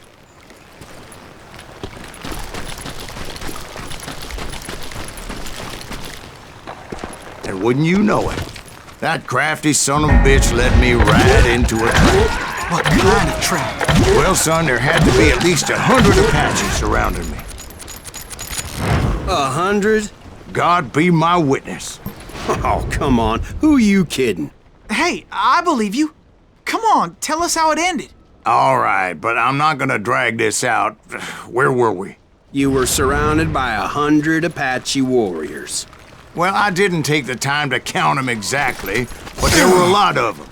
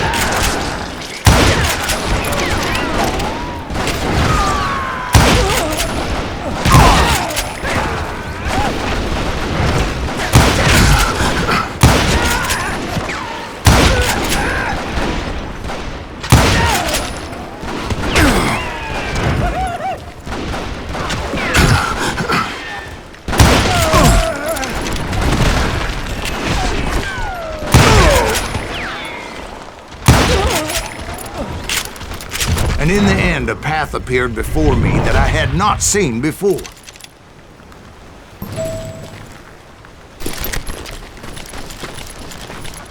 I followed it as I desperately needed to find out what Grey Wolf was trying to tell me.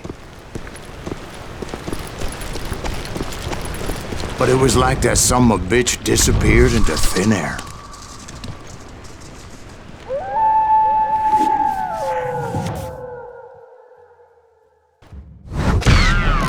Never did find him.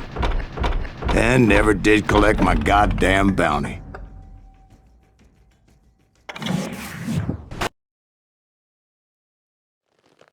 Thank you, darling.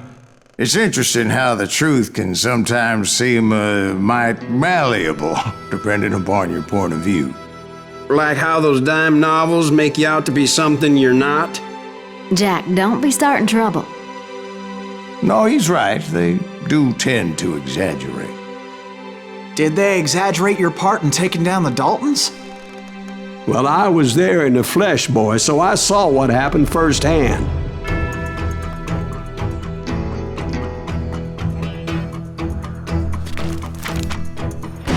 Those Daltons were lawmen once, before they all went bad, robbing banks and trains clear across the territory. Until Coffeeville, of course. I was one of the citizens who took up arms that day. Fighting on the side of right? I did my best, sir. We all did.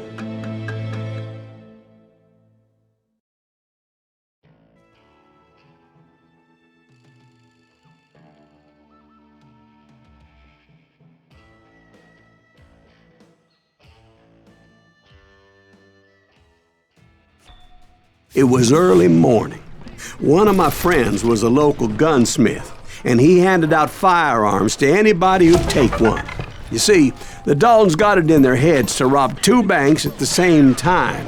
2 banks on the same damn street. Story was Bob Dalton's girl was always writing him about how he had no ambition. Oh, you're nobody next to Jesse James, she'd say. Finally, the bastard took his brothers to Coffeeville just to shut her up. Right. It's always the woman's fault. Well, the locals recognized the Daltons right off. Before they could get away, half the town took up arms to defend their property. Their first mistake was pulling a job in their own damn hometown. The boys grew up in Coffeeville, so everybody knew them. The bank teller tricked them, telling them the time lock on the safe wouldn't open till 9:30. Well, that gave the locals enough time to prepare an ambush for those sons of bitches.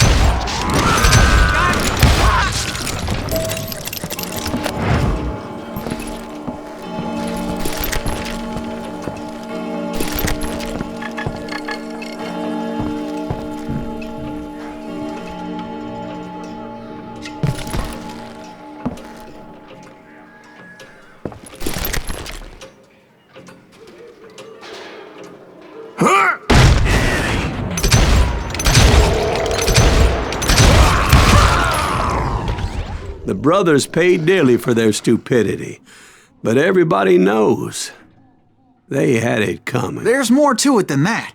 I read all about that day, so I know for a fact that it went down very differently. First of all, it was high noon. A posse of U.S. deputy marshals were on the rooftop across the street. Get ready, boys. They're gonna make a move. The lawmen had been tracking the Daltons for months, and now they finally had them dead to rights. Among them was a bounty hunter feared by many a lawbreaker. The marshals tried to get the Daltons to surrender. They'll give up eventually. You just gotta wait till something reaches out. This bounty hunter knew that the brothers were far too proud to ever lay down their guns.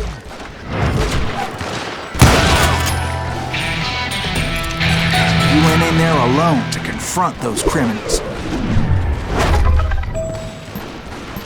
One of the marshals shouted, "Where are you going? Are you crazy?" Hey, where do you think you're going, dumbass? That rifle's mine. But he paid him no mind.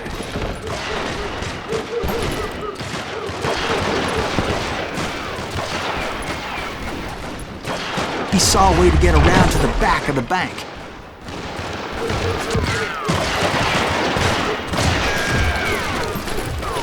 Then he figured out how to hit the Daltons from a direction they weren't expecting.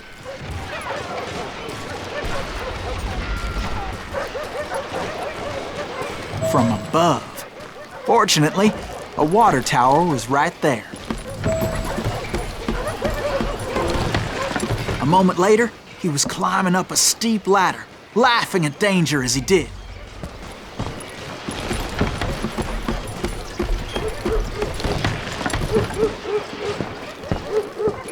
It was brave men like him who risked their lives to tame this wild country.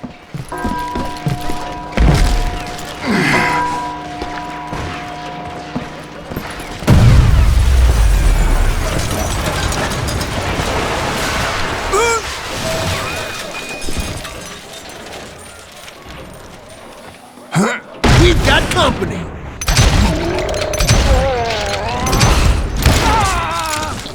Heroic men like him, who did what other men couldn't or wouldn't to make this country free. Like Jim Bowie and Davy Crockett, who died defending the Alamo. Is that Silas Greaves? Son of a bitch!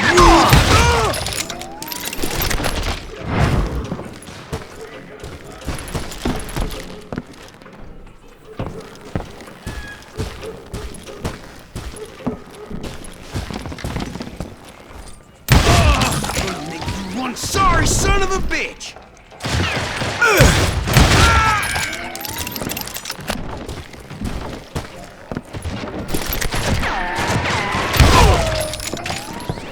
You can't hide from me!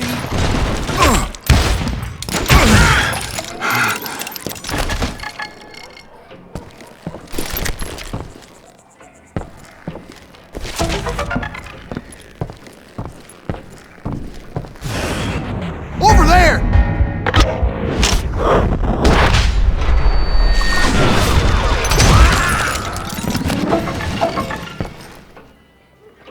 That's Silas Greaves! What the hell? Blam! Blam! He came away victorious, taking down those thieving Daltons.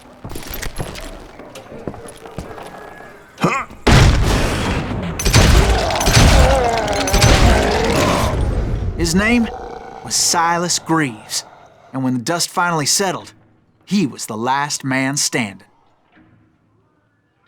Sorry, kid, but that just wasn't the way it happened.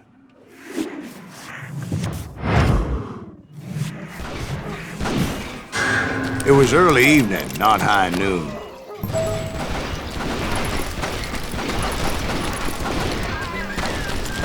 I was late to the party and Coffeyville was already up in arms.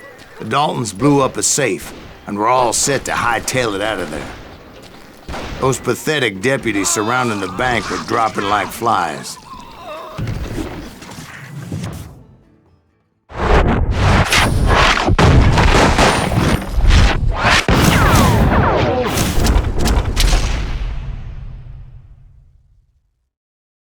I had been tracking those jokers for months, waiting for them to do something reckless. Oh, smoke that sumbitch! And finally, they did. Those stupid bastards decided to rob 2 banks at the same time in the same town where everybody knew them. But they still had friends in Coffeyville. Keep shooting. I don't mind.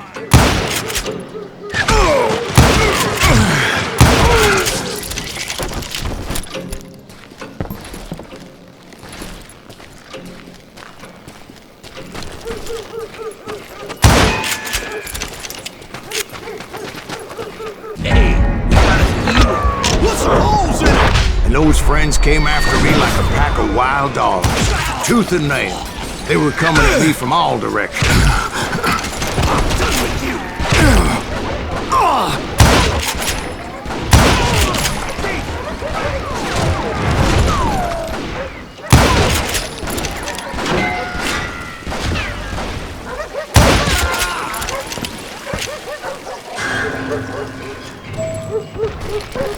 I caught sight of the Daltons running with the money and didn't want to lose them.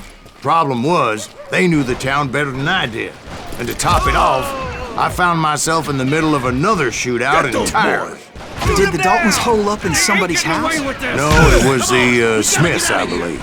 They were cousins of the Daltons, and they were shooting at the Browns, who were shooting at the Daltons. Which wasn't any surprise, because those two families have been feuding forever. And since the Joneses are related to the Browns, they shot at the Smiths, pissing off the Heimhoffers, whose daughter recently married a Smith. Well, bullets were flying every which way as all the old feuds in Kansas caught fire all at once. There was a hell of a lot of pissed-off people in Coffeyville that day. But that's just the way life is sometimes. Shit happens.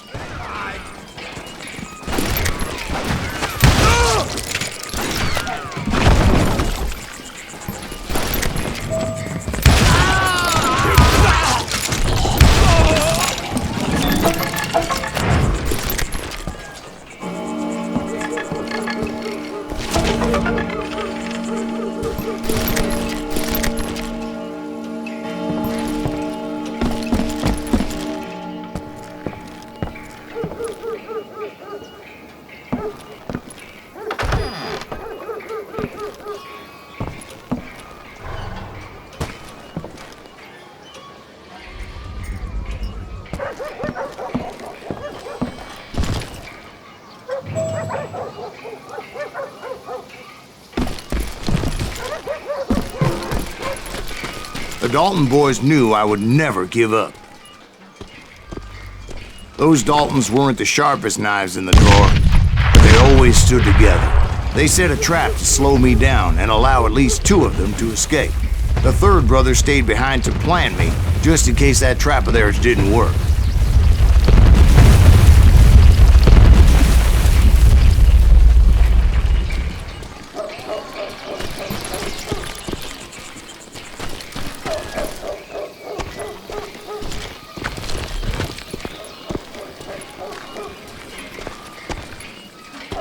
It was Emmett, the youngest, and he decided to stand his ground and face me down. I ain't afraid of you, Silas Greaves. This is where it ends for you. He was determined to protect his brothers. I understood how he felt. Taking me on all by his lonesome wasn't exactly a recipe for a long life. Yes, law dog. Howard Gonna send you to the bone orchard. But Emmett Dalton survived the robbery in Coffeyville. He's the only Dalton who did. They say he was shot 23 times. Well, Dwight, who do you think put all those damn holes in him? But I have to admit, that boy had grit.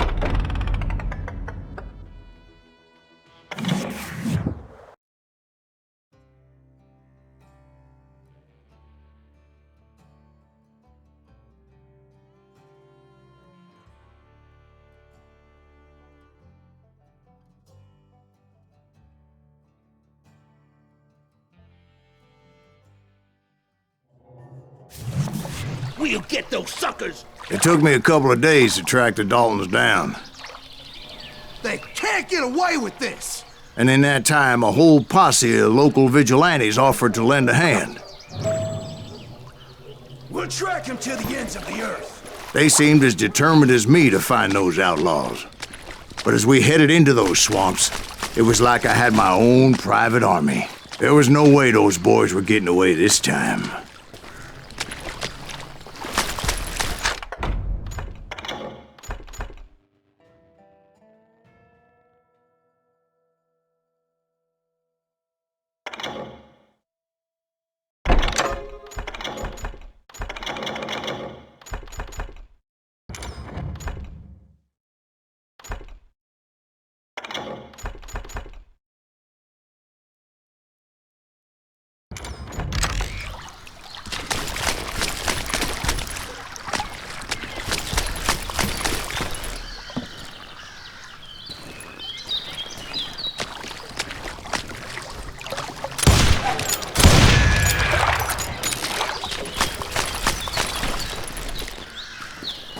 It was early fall, right? Beautiful time of year. At least you had the weather on your side. Not by my recollection. It was damp and foggy as hell.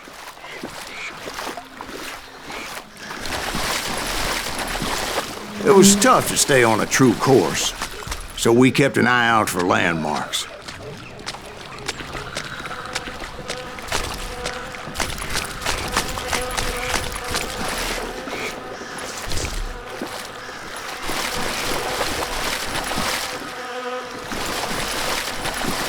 It was autumn. The maple trees were in full color, red as blood.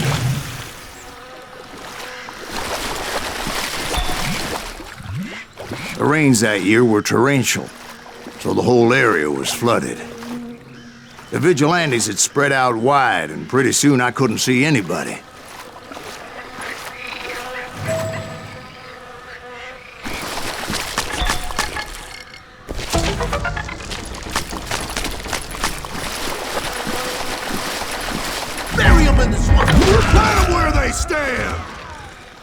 Except for some bitches ahead of me wanting to do me harm. So I had to face them alone. I wondered why my compatriots didn't come running when they heard the shots.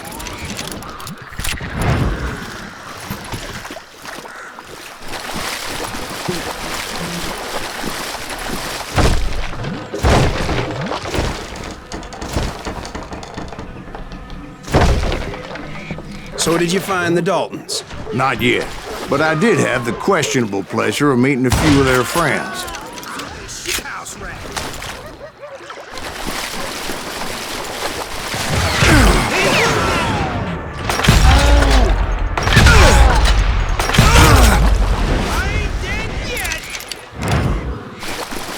The boys had established quite a reputation by that time, so they attracted all manner of riffraff to their cause.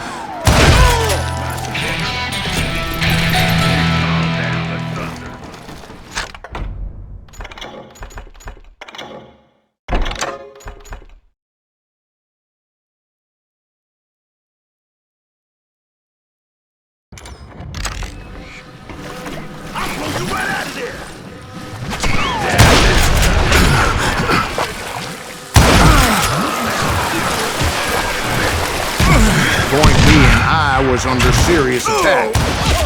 Got him.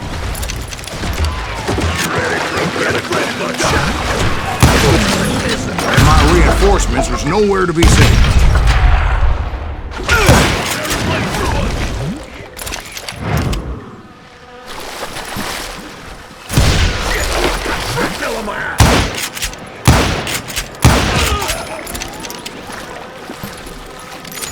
Ready to buy the bomb?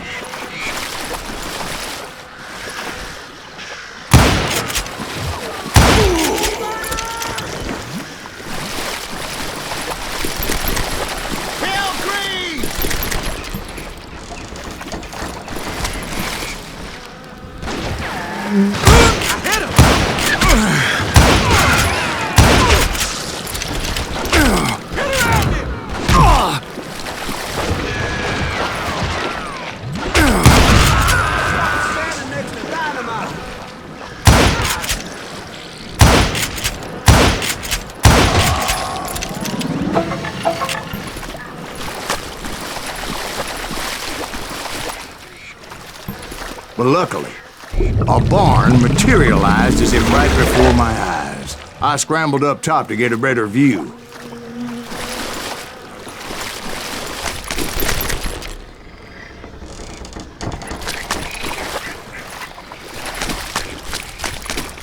But just ended up falling inside. So, how did you get out? The barn doors was open. About right then, I saw some suspicious characters running through the bushes. Of course, I followed them. But that goddamn swamp was like a goddamn maze, and pretty soon I had no goddamn idea where I was. Steve? So I just started walking, and pretty soon...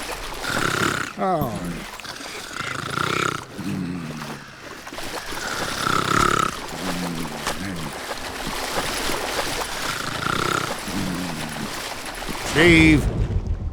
Steve! Huh? No, I'm listening. Indians surrounded me from all sides.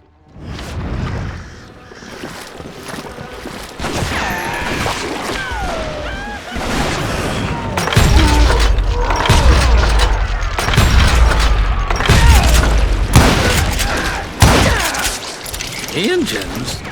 There were Indians? No. I just wanted to make sure Steve was paying attention. Now, where was I? You were following the Daltons through a swamp? That's right. See, Steve? Dwight's paying attention. No, I'm listening. I was just resting my eyes. So, where was I? The Daltons. Right. See, there's a reason so many outlaw gangs are made up of brothers.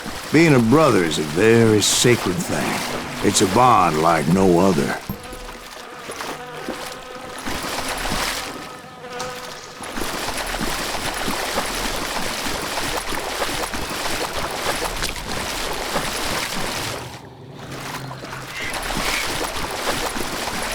Bounty hunters! Stop that, son So did you ever find the damn Daltons? Not yet. But I did find a few of their cousins. You Kansans breed like rabbits. More Smiths or Heimhoffers or who knows what. But hell, what's more important than family? I bet Ben knows what I'm talking about. Die, you damn bounty hunter!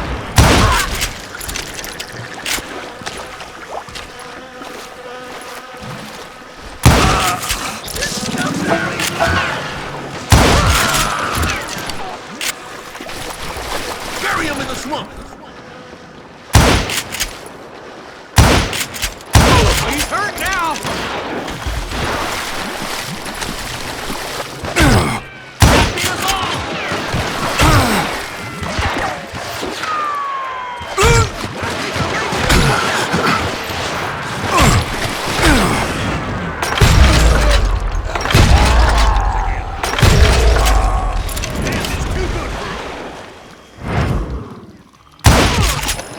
What are you gonna do?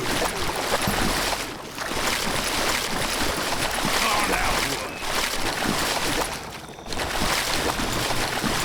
There you go. Can you shoot around corners? Shit! Ah! That asshole get away with this? Waste your bullets. Go ahead.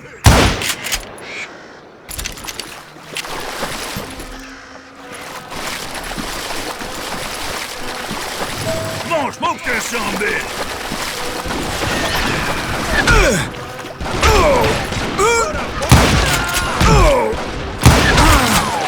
He has it coming! You can't get me!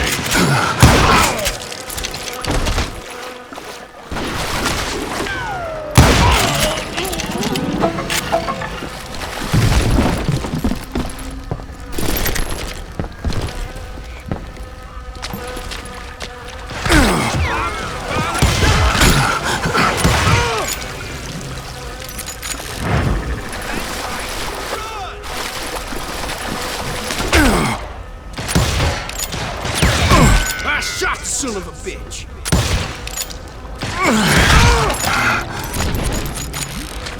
Show him how to die!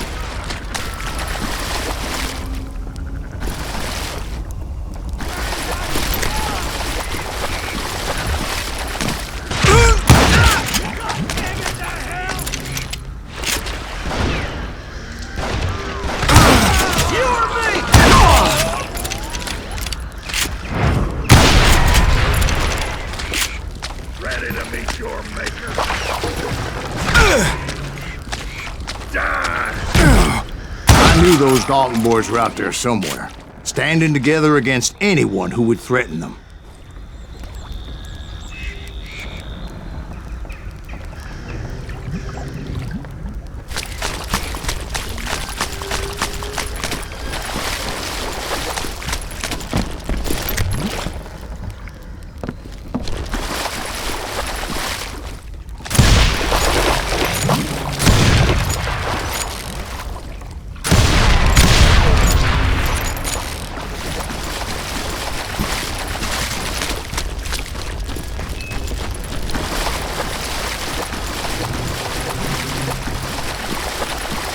That's when I saw it. A goddamn steamboat. A steamboat in a swamp? Yeah, Steve, but this wasn't much more than a wreck, really. But how'd a damn steamboat end up in the swamps? Yes, it floated off during the flood of '89. Now, was it a stern wheeler or a side wheeler? What? Does that really make a difference, Steve? It was a steamboat with a goddamn army on board. It was then that a fusillade of bullets come raining down from on high, and those vigilantes who accompanied me weren't anywhere to be found. But among those men that were shooting me, I thought I saw some familiar faces.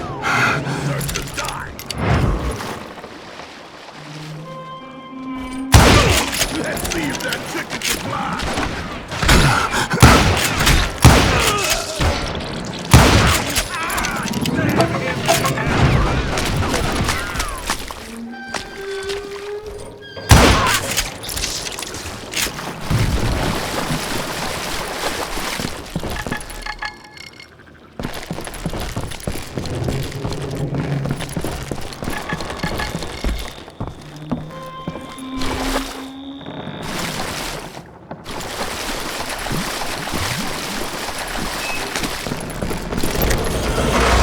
Somewhere up there, the Daltons were waiting on me.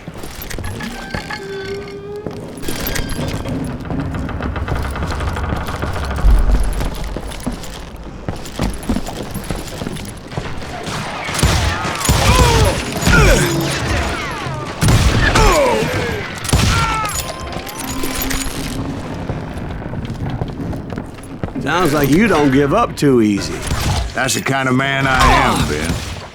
I set out to do something. I do it. Surrender just ain't in my nature. Plus, I'm stubborn as hell.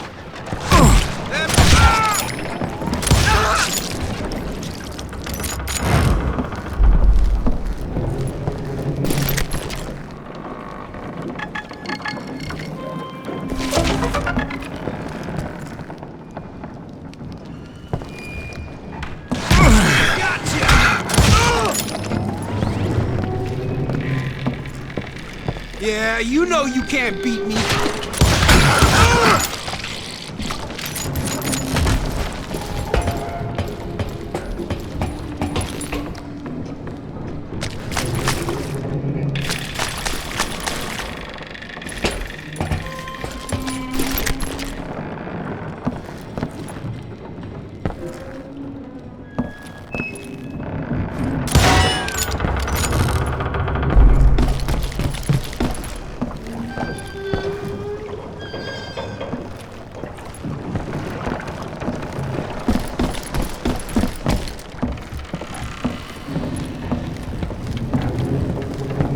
Right about then, much to my relief, the vigilantes finally arrived. Their leader motioned at a cabin in the middle of the top deck, pointing me directly at the Daltons. I finally had them, after months of dogged pursuit. But it turned out that they had me. Take him out! I'm sending you to hell!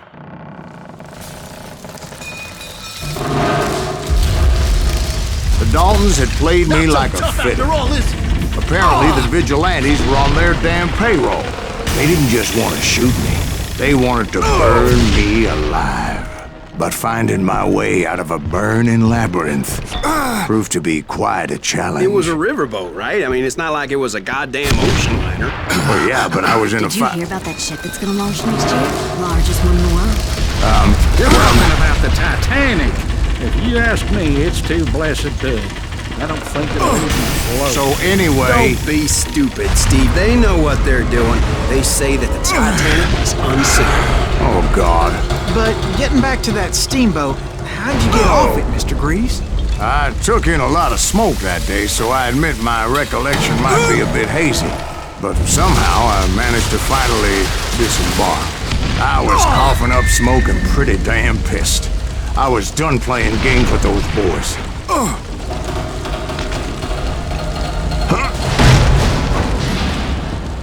It was time to settle this once and for all.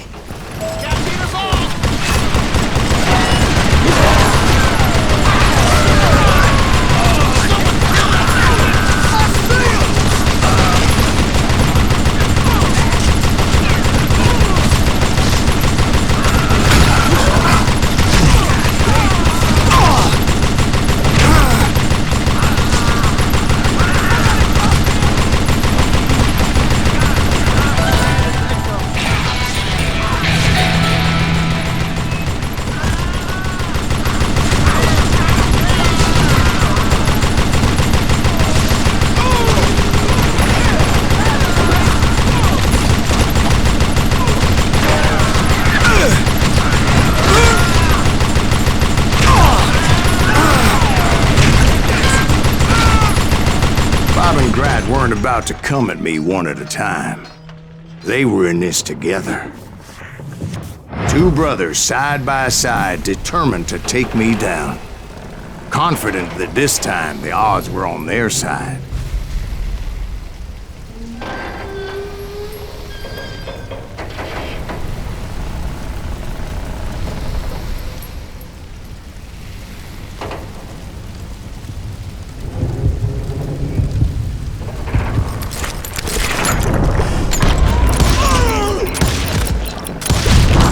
They got it wrong.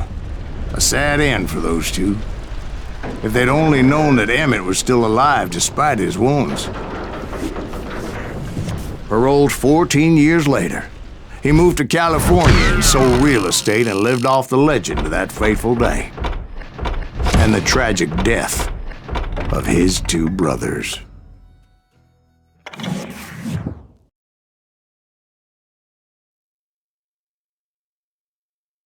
My own brothers died tragically as well, truth be told.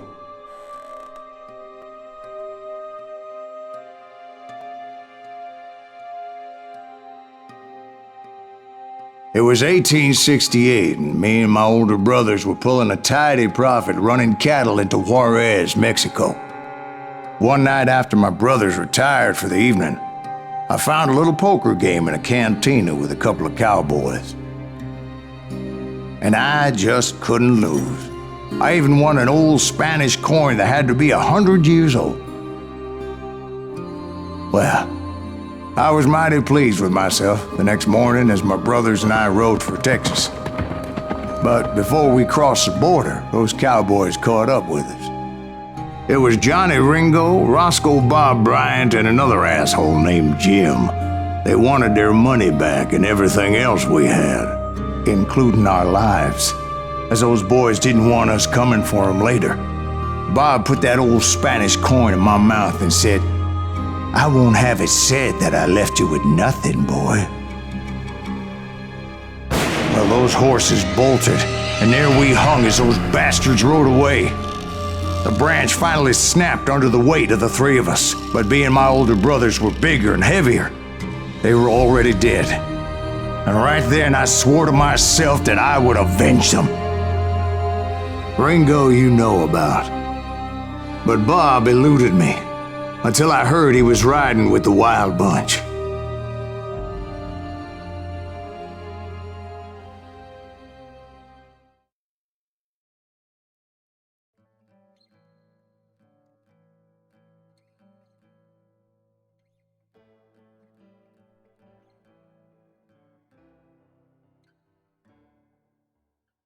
I'd been on their trail for months, ever since they left their hideout in the Bighorn Mountains.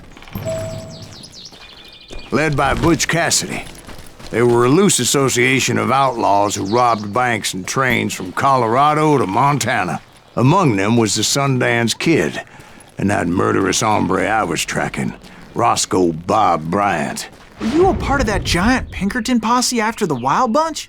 No, boy. A circus like that would have slowed me down. Besides, I wanted Bryant all to myself. I'd heard about a large shipment of gold being transported to Wilcox, Wyoming on the Overland Flyer. I figured the Wild Bunch would likely hit such a treasure, and by God, I figured right.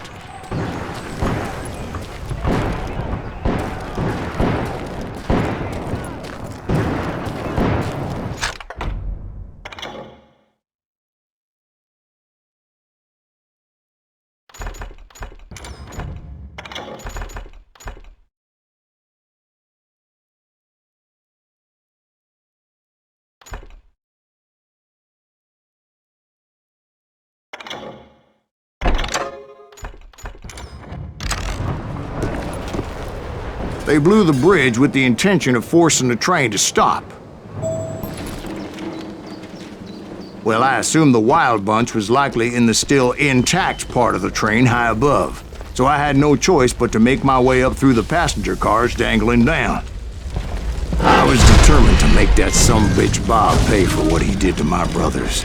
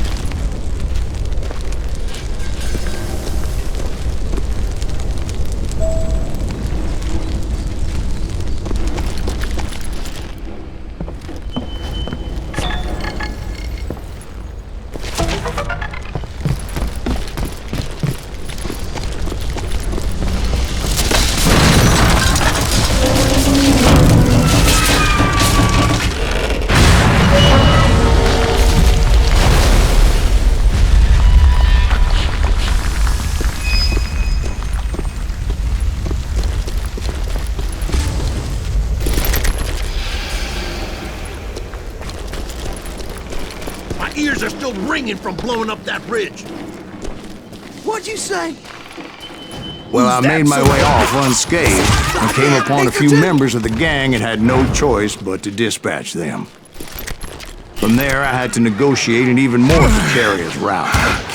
But first, I would need to get my ass out of there.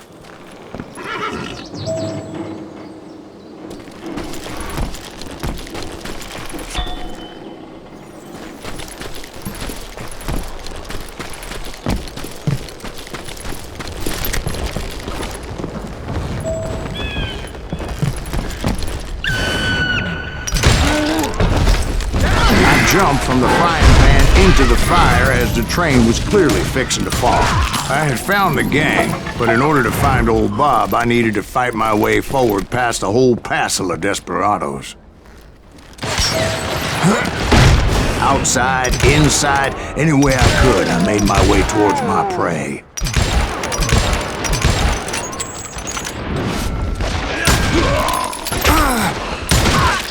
Well, what about the passengers? It was mostly a freight train, as I recall. There were no passengers aboard that day.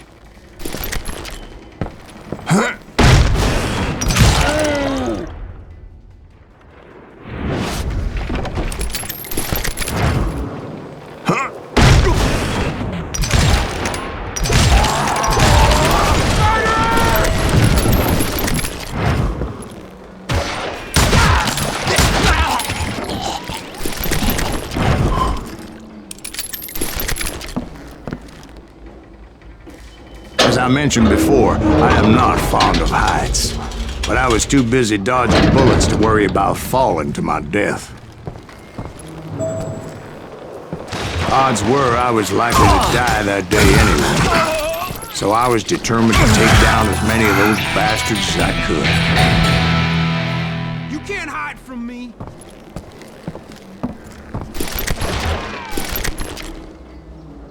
Dead man!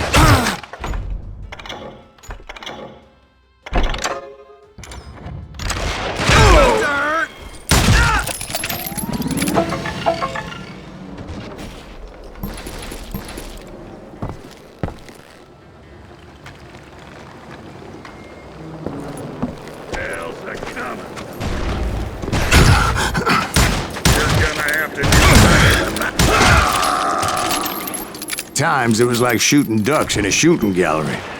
The only difference is these damn ducks shot back.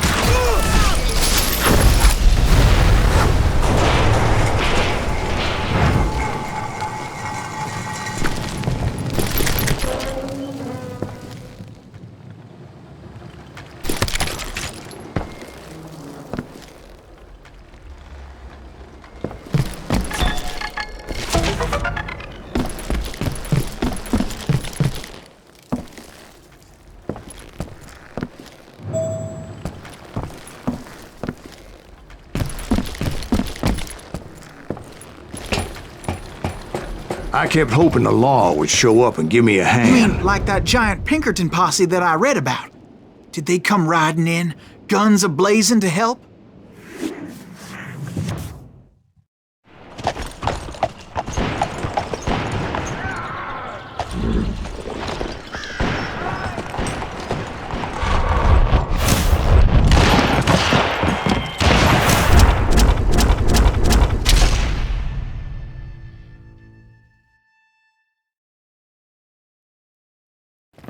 Help?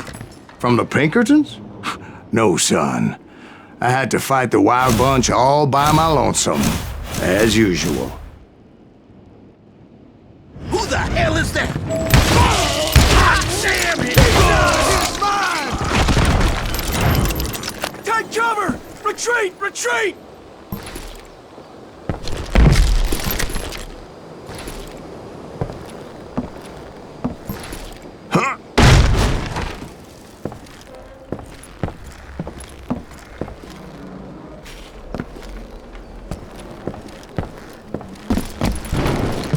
He's killing everybody! Now you're dead.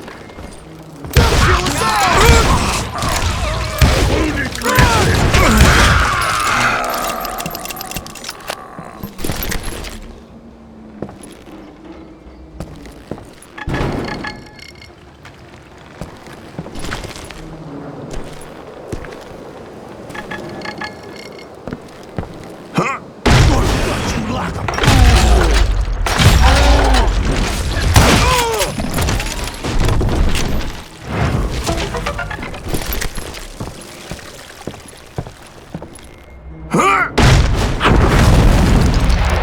My guess is those dime novels didn't portray this as it happened, did they?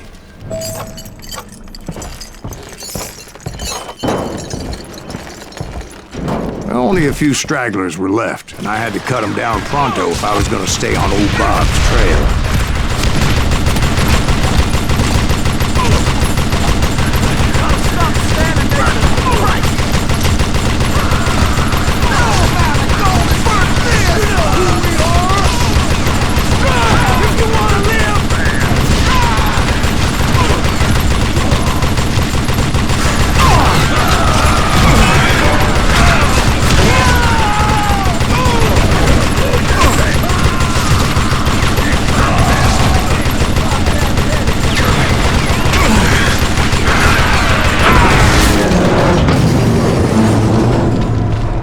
Once I silenced all those guns, I went searching for my nemesis, determined to finally have my justice. But the only survivor who welcomed me was George Flat-Nosed Curry. Who was he? The fastest gun in the gang. Right after Sundance, I mean. And Kid Curry, and maybe Elsie Lay. Though some folks might dispute that.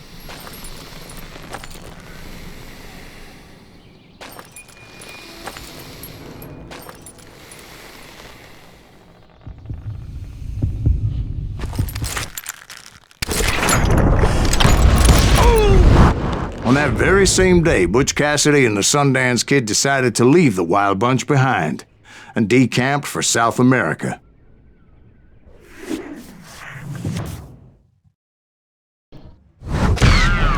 They ended up living down there for many years, but I'm sure you already know all about that.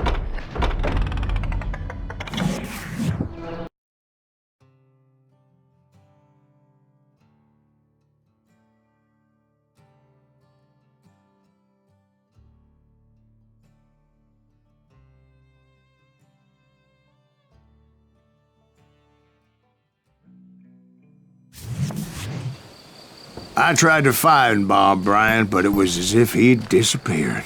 Sometime later, I heard the Wild Bunch was back together. Kid Curry escaped from jail, and now he was running the whole shebang. So I took to their trail, as I was still in pursuit of my brother's killer and hoped that he was back with them.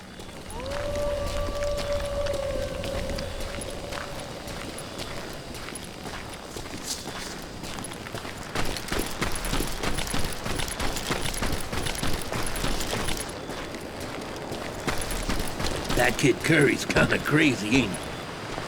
Don't let him hear you saying that. Anyways, I tracked those boys to a camp right outside Parachute, Colorado.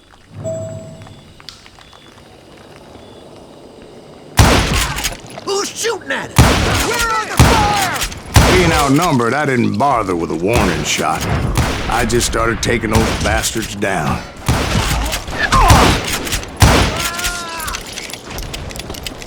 Old Bob wasn't among them, and neither was Kid Curry. I could sense him close by, however, plotting something nasty. I just needed a clue as to their whereabouts.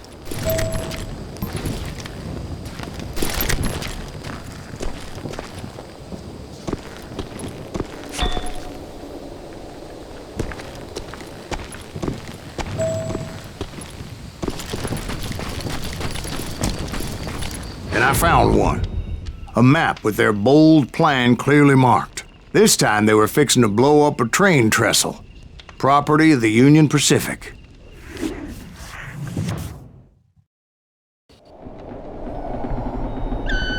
The plan clearly indicated how they were fixing to undermine several of the weakest wooden supports.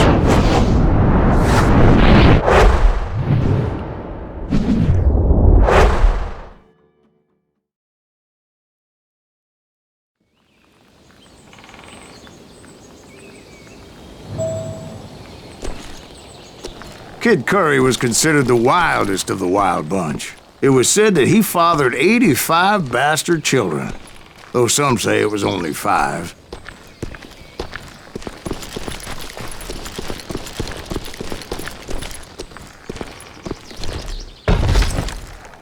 Kid Curry had bragged to a whore how he was gonna rob a train heading to the U.S. Mint in Denver. And that whore, Fat Sally, she told me.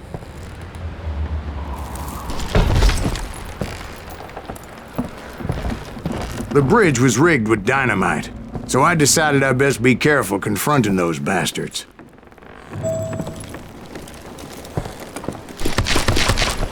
And I made it a point to remove any dynamite that I came across. A moment later, I saw a ladder that somehow had escaped my attention. Don't you blow us up now. Don't worry, I know what I'm doing.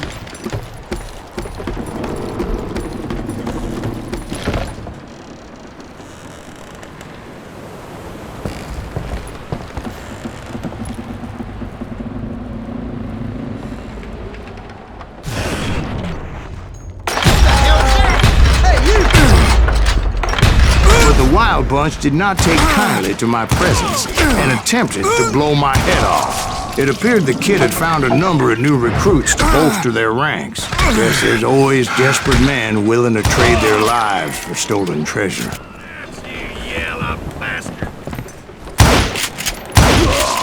What happened next? Well, having removed the first bundle of dynamite, I decided I might as well remove the other one. Once that was done, I figured I'd find my way from there.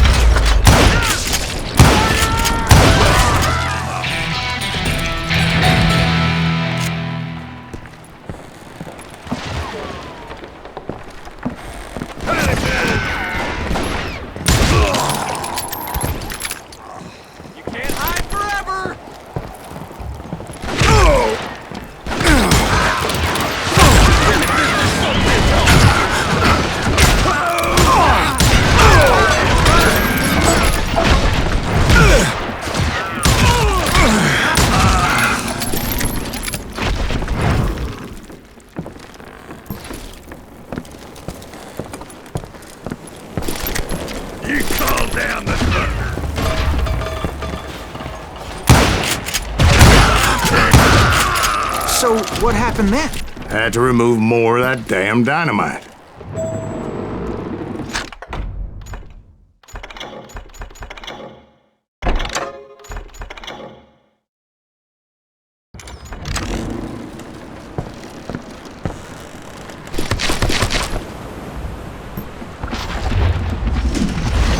It must have been terrifying trying to make your way across. I was sweating it a bit, but then I noticed a footbridge tied up on high, so I shot the rope.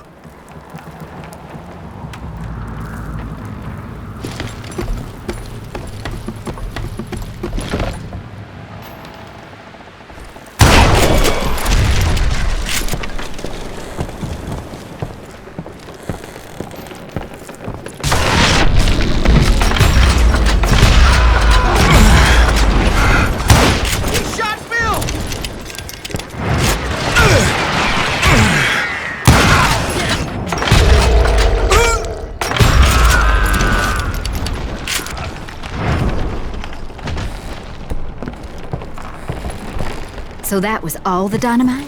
Funny you should mention that, darling. As actually there was a fourth charge impeding my progress.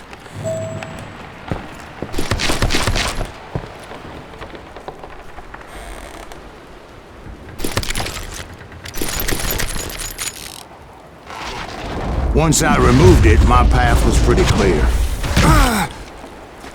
Going out and taking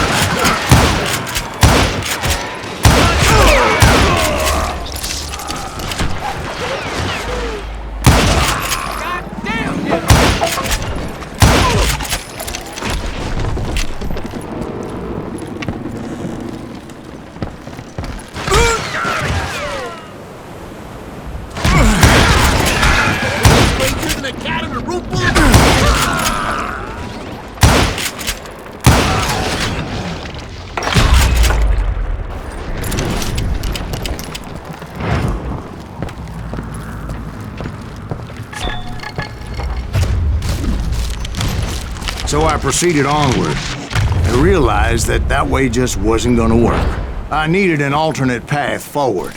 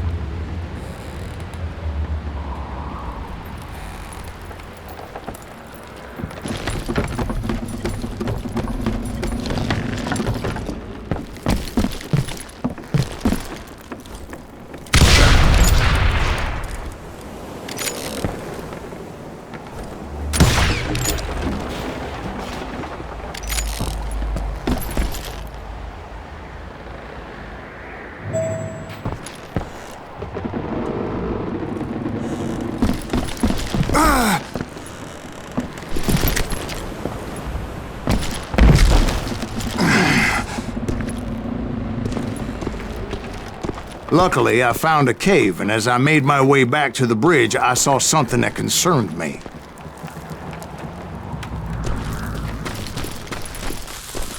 It was a long burning fuse, and it was moving fast as hell. I had to catch it.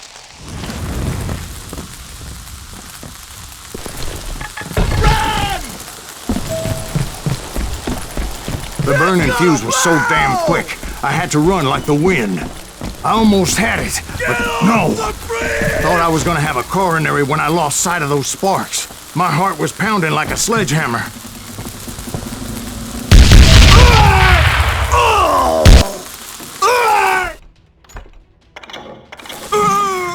Get off the bridge!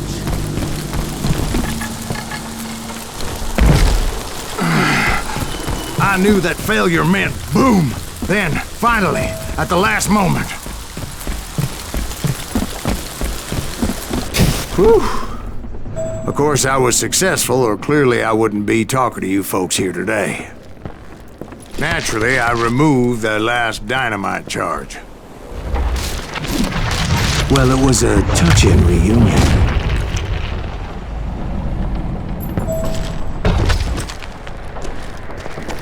But by this time, I was thoroughly exhausted and dragging my ass, as I was not a young man anymore.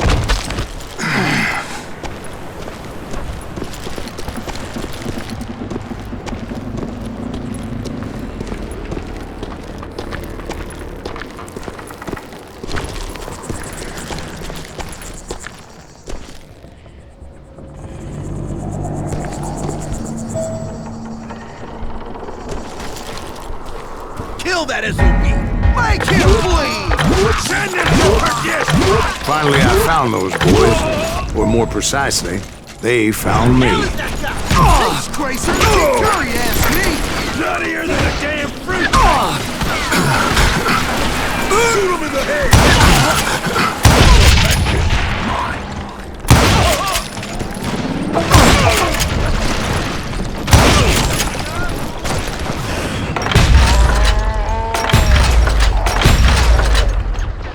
Just when I thought things couldn't get worse, Kid Curry opened up on me with a goddamn Gatling gun.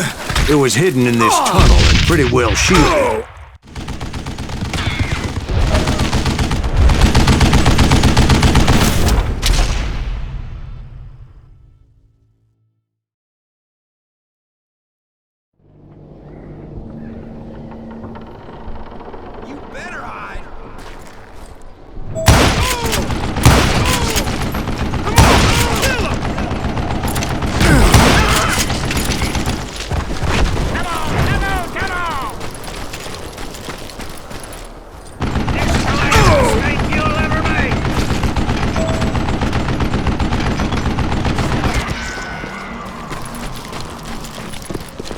Luckily, I had located some dynamite.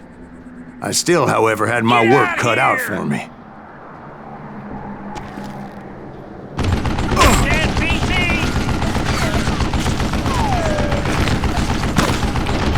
Stupid contraption! You know who I am?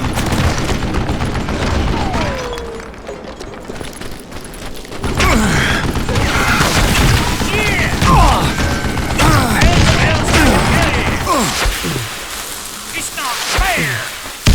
Damn it, I need some help here! Come on, boys!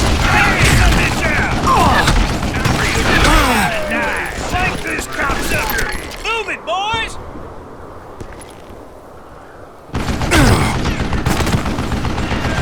This is the last mistake you'll ever make!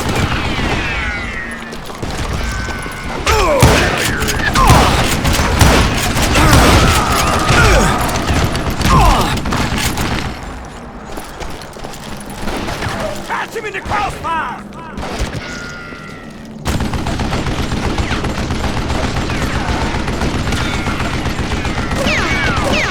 You can't beat me! Are you kidding me? Eventually, I brought that tunnel down. And that's when I met Kid Curry himself. He had decided to stop pussyfooting around and deal with me personally. You're gonna bleed!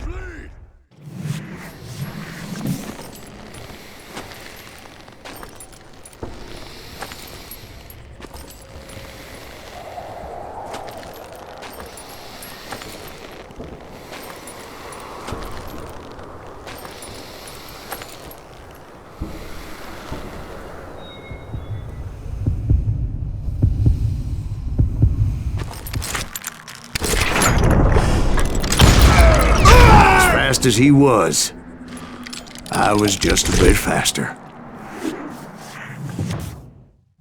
And as he lay wounded, I demanded to know the whereabouts of Roscoe Bob Bryant. He shouted at me, "Is that what this is about? Bob went with Butch and Sundance to South America. You ain't never finding him."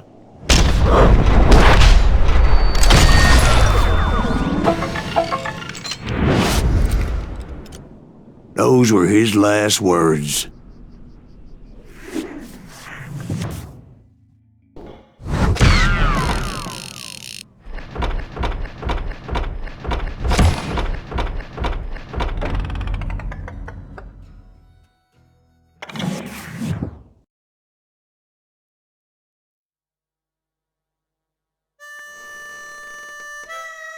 So, Bob Bryant got away? I knew I'd never find him in South America. What about the other killer? Yeah, you kinda glossed over that one. Well, I found Jim not long after my showdown with Ringo. At the time, he was riding with the James Younger gang. Did I neglect to mention that?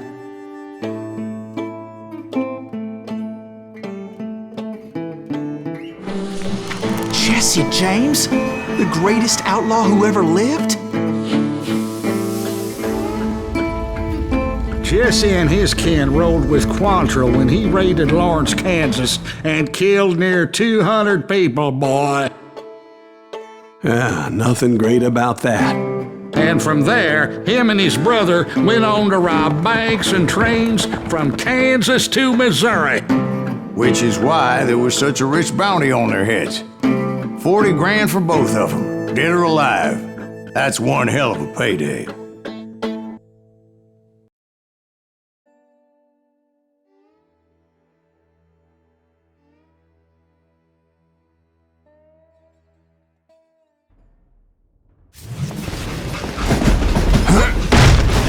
I confronted them as they were robbing a train. Bullets were flying at me from every which way. But I knew I'd have to fight my way forward if I was gonna find this gem. You don't want to mess with us! Now you're really pissing me off!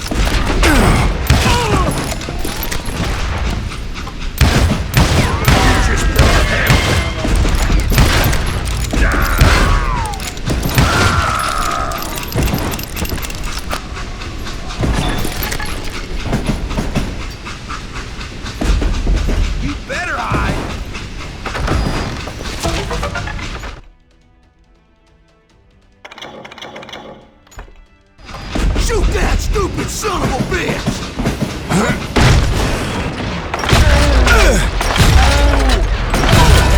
Now wait a second. How'd they stop this train in the first place? Well, the James boys were experts at this.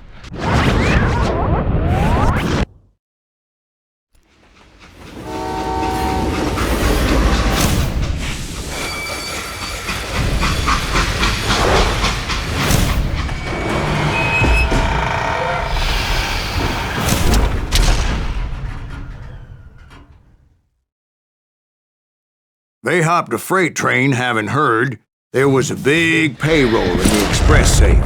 So, I hopped the same train.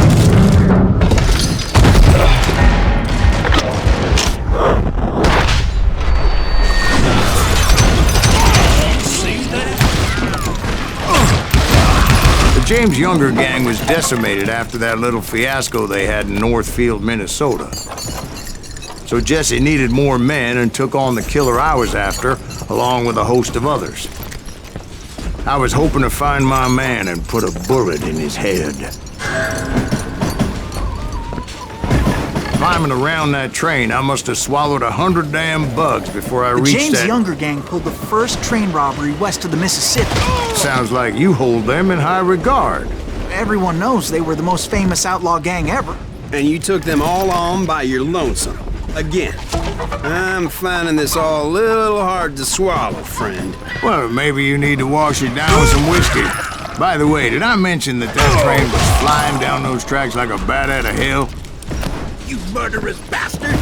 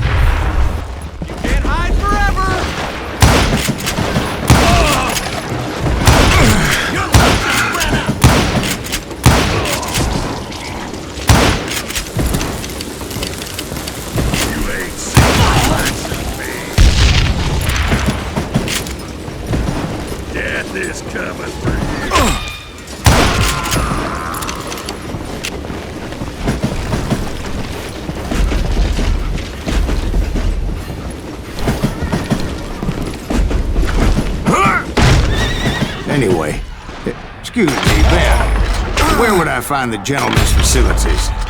Suddenly I have an urgent need to drain my one-eyed snake.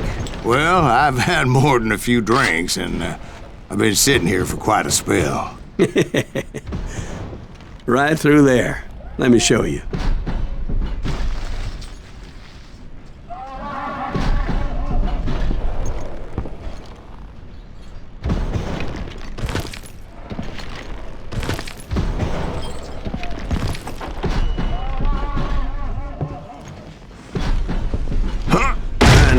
so much malarkey in my life. You think he's bullshitting us? You don't think he's Silas Greaves? I think he's just some old drunk looking for some free liquor.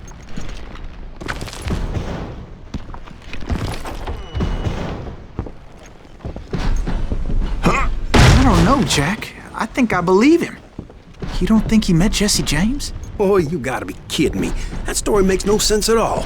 Jack. I mean, you gotta be 2 bricks short of a load to believe that cock and bull story. I don't agree. Jack, lay off the But bar. you seriously think that tired old man went toe-to-toe with Jesse James? Well, that's better. Did I mention that this Jim was married to the infamous Belle Starr?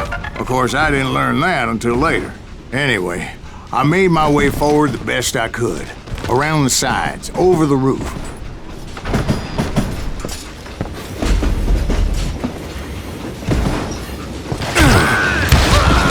At some point, some bitch saw me and shouted out, "It's a damn Pinkertons!" It's a damn Pinkerton!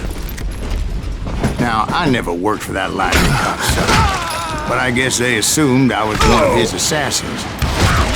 Those evil bastards firebombed Jesse's mother's house and killed his stepbrother. Of course, I didn't learn that until later. Anyway, I made my way forward the best I could. Around the sides, over the roof. At some point, some bitch saw me and shouted out, "It's the damn Pinkertons!" It's a damn Pinkerton! Now, I never worked for that limey cocksucker, but I guess they assumed I was one of his assassins. Those evil bastards firebombed Jesse's mother's house and killed his stepbrother. So it's no wonder each and every asshole on that train wanted me dead. Everybody's always mistaking you for somebody else, aren't they? Why is that, I wonder?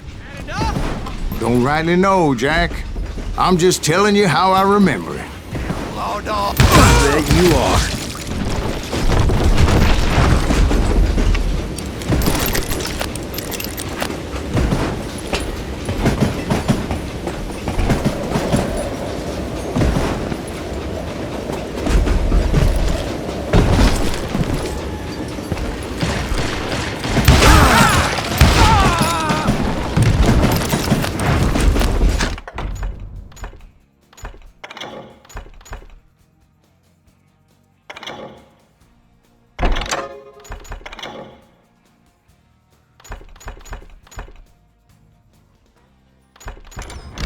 I'll kill you!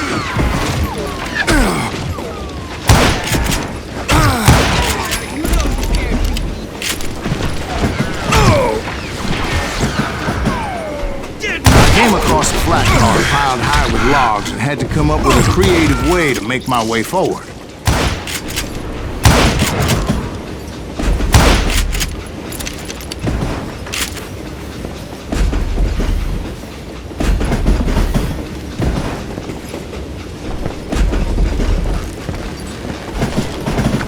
I wondered if I was ever gonna find the front of that train, or the bastard I was after.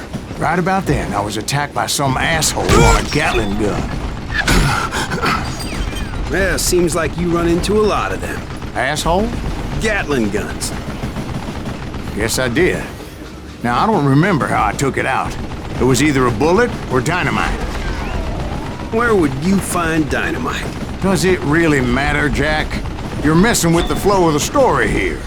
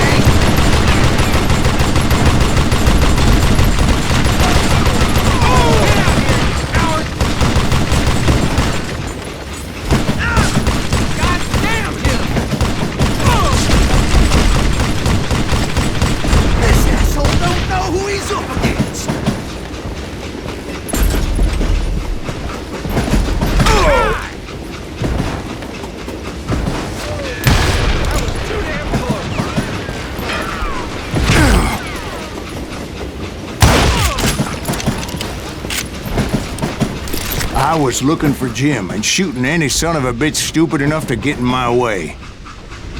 And that included Jesse James himself.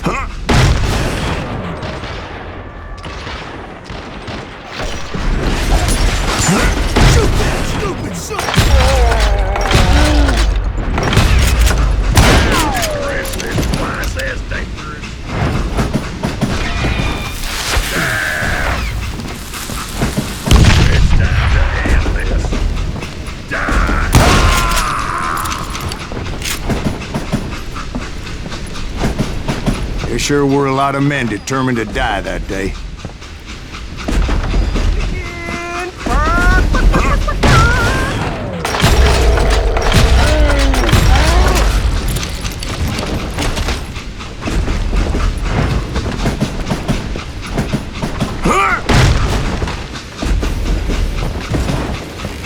It was then that Jesse detached the express car from the rest of the damn train. I could see Jesse waiting for me, fixing to kill me so he could get away with all that money.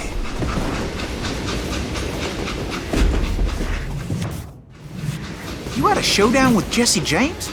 Of course he didn't. Everybody knows that Jesse was killed by Bob Ford. Yeah. Jesse went out like John Wesley Hardin. Coward shot him in the back of the head. Guess it doesn't matter how far you run, does it, Ben? Your past always catches up with you.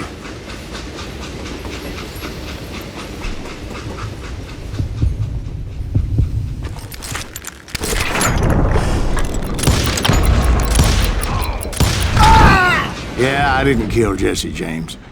Just wounded him bad enough to convince him to hang up his guns. What about that Jim fella?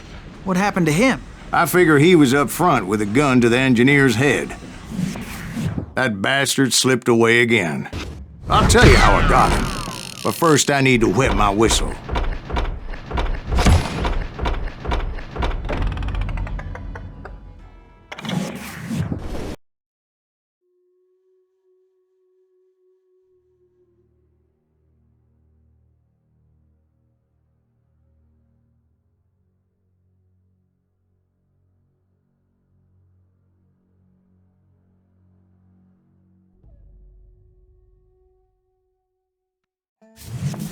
After my showdown with Jesse, I continued to track his brother, Frank, and that son of a bitch, Jim.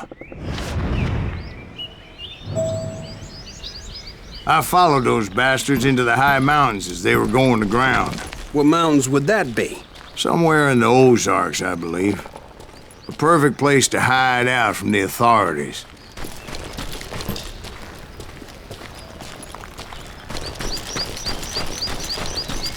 In fact, before I could find them, some Indians who fled the res and were hiding out from the military found me first. They probably thought I was a cavalry scout and didn't want me telling the military where they were. Indians? Yeah, they could have been Cheyenne, but there was all sorts of renegades roaming the landscape back then.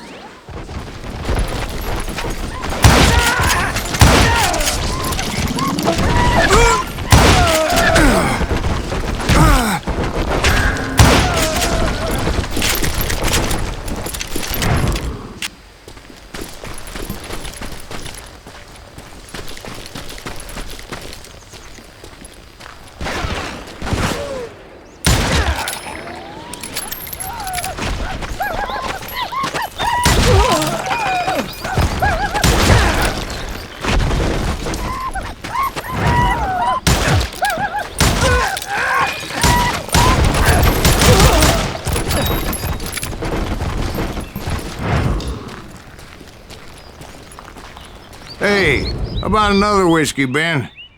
Nothing better to soothe the troubled soul.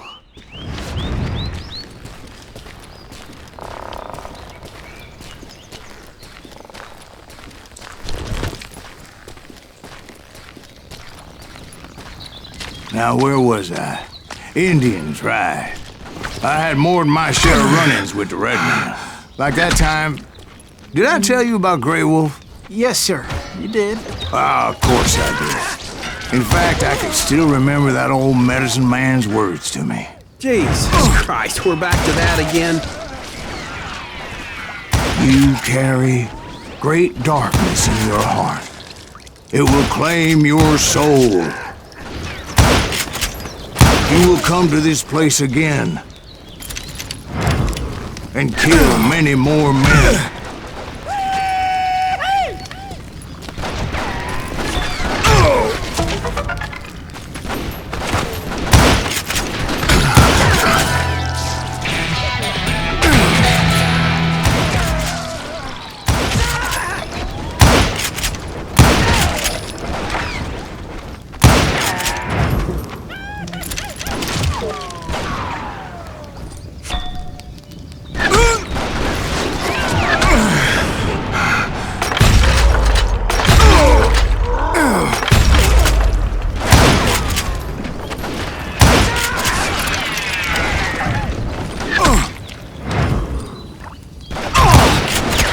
Darkness will grow until it consumes everything you are.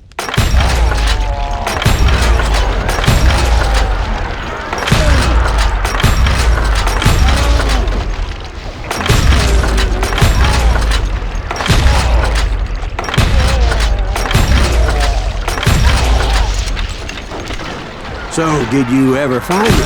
Who? The man you are after. Let me ask you something, Ben. You ever think about death? Mr. Greaves, are you all right? Ooh, death. Ooh, death.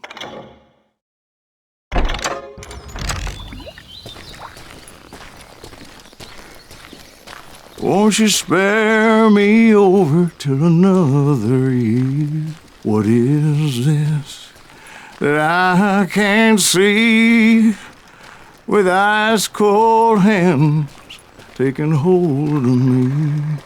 Well, I am death, none can excel.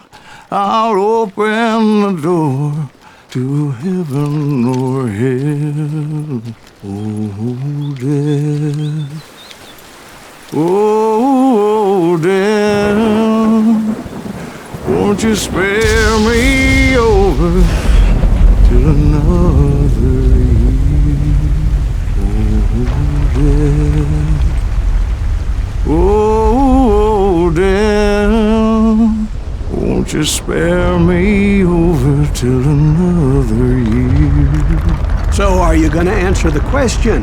What question is that? Jim Reed. Did you ever find him? Reed was indeed that son-bitch's surname. That's right, Ben. A despicable character. I remember him laughing like a hyena that cold morning they lynched me and my brothers. He was intent on avoiding my vengeance, but nothing was gonna stop me. Nothing.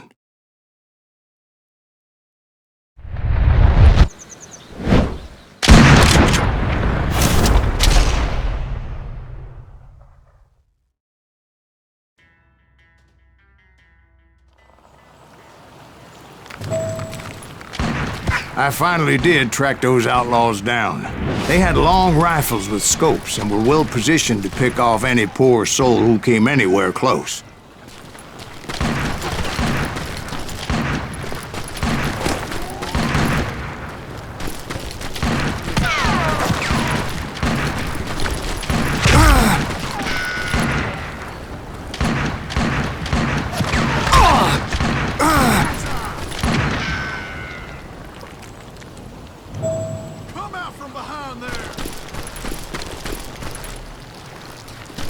I'm guessing Frank James believed I was responsible for the demise of his brother Jesse. I couldn't really disagree with the man, as I thought Jesse was dead then as well. He backed off as I closed in on him, but he was still intent on killing me. And when I closed in on him again, he backed off again, looking for a better angle on me.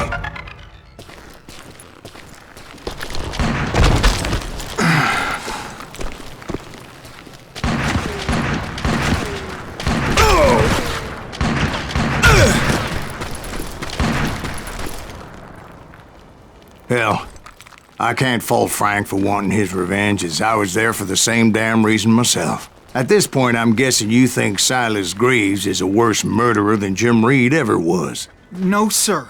A man who spent half his life killing somebody's brothers, fathers, sons. I think you were just looking for justice, sir. Is that what I was looking for, Dwight? Is that what it was? Justice?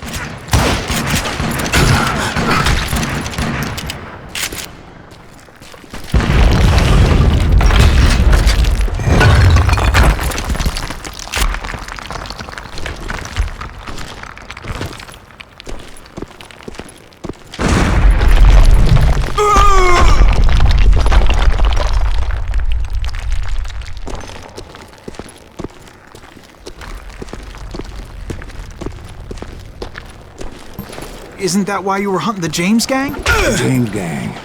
Right. I finally found Frank holed up in his mountain cabin, and he was determined to have me dead. It was a pitched battle that could have gone either way. Luckily, I had some dynamite in my possession. Dynamite? On your person?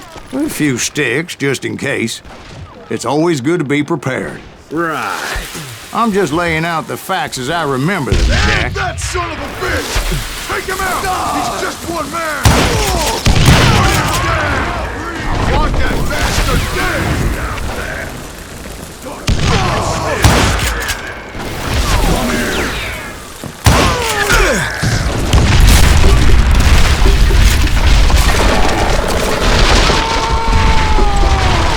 That old shack?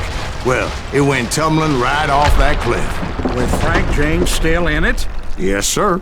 But Frank James is still alive, living in Missouri, showing folks around the family farm for 25 cents a tour. I didn't say he died in the fall, now did I?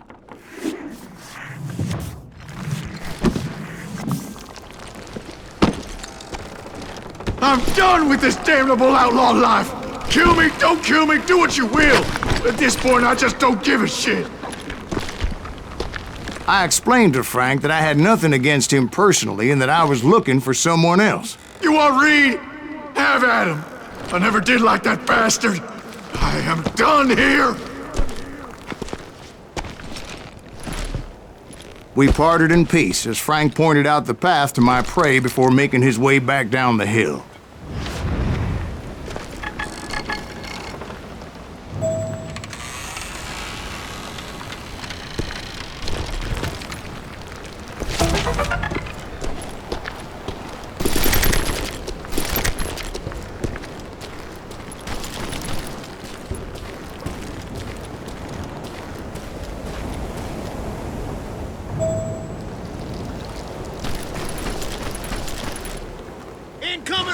So what happened with Reed? Well, I finally found the last of the gang hiding in a nearby cave. First, I had to dispatch the lookouts, as I was determined not to let that murderer escape my revenge again.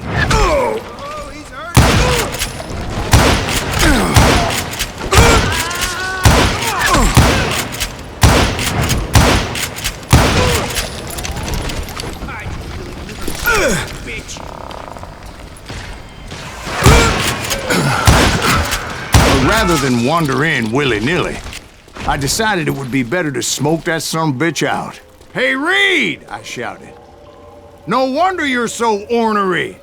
Can't be easy being married to Belle Starr. While you're off providing for the family, she's spreading her legs for every Tom, Dick, and Cole Younger. Not an attractive woman exactly, but very friendly. At least she was to me." Son of a bitch!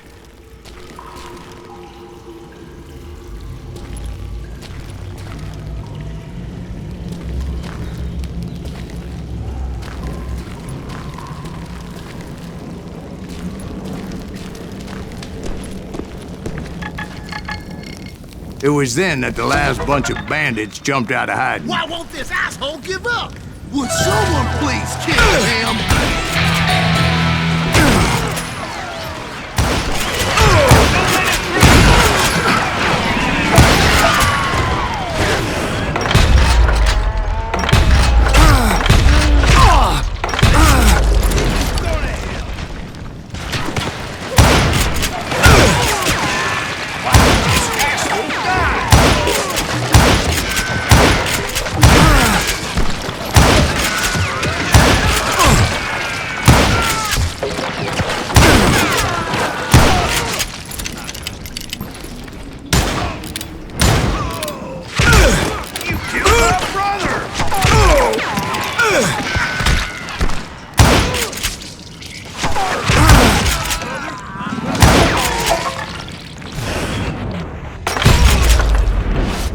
Eventually, it was just me and Reed. I had waited a long time to face him down, so I could repay him for what he did to my brothers.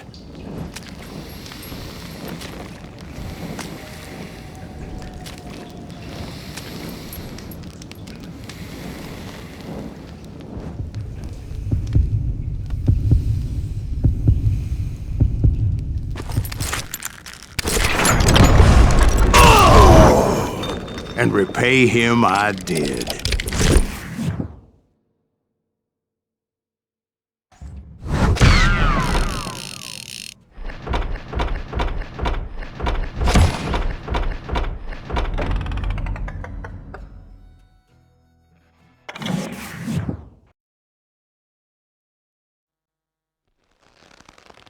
Well, I don't know about you boys, but I'm pretty beat. Well, it's too damn bad you never found that Bob character. Seems a shame you never had to pay. Well, funny thing about that, I did have one more chance at him.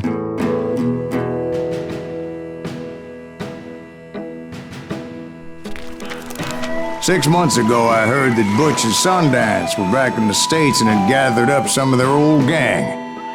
I tracked them down, hoping that Roscoe Bob Bryant had returned with them. So you're saying they didn't die down in Bolivia?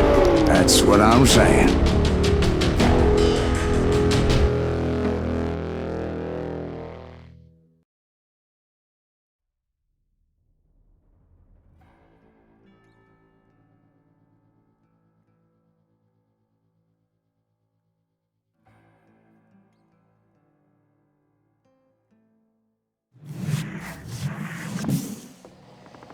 "40 years I had waited to get my hands on the last of my brother's killers.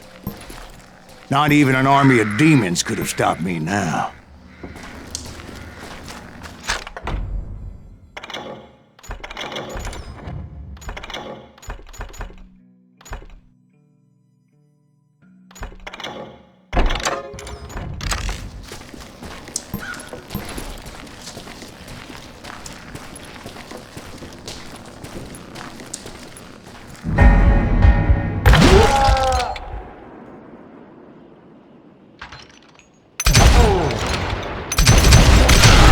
Johnny Ringo and Jim Reed fell fairly quickly. But the last one, Roscoe Bob Bryant, that son of a bitch had managed to escape my vengeance time and time again. I couldn't even be certain I'd recognize him after all those years. By now, he had to be close to 70. For all you know, he could have been dead. That thought had indeed crossed my mind, as did others.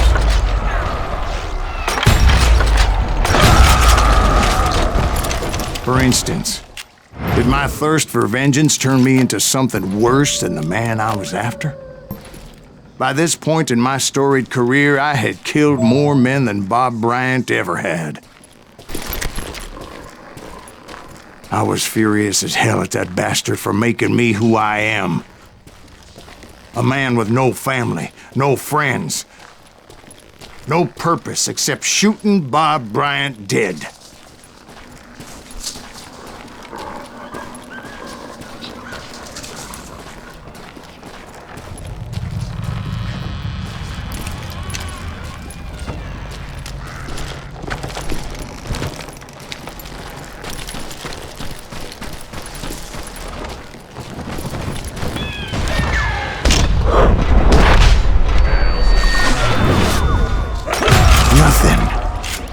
Stop me from taking his life.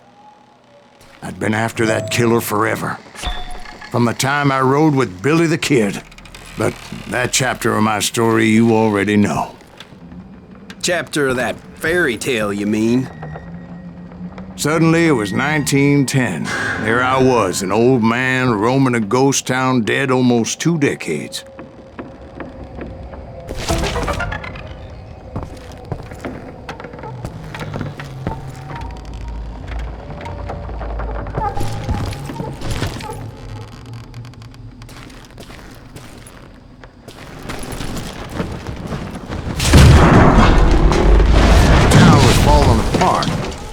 just like me.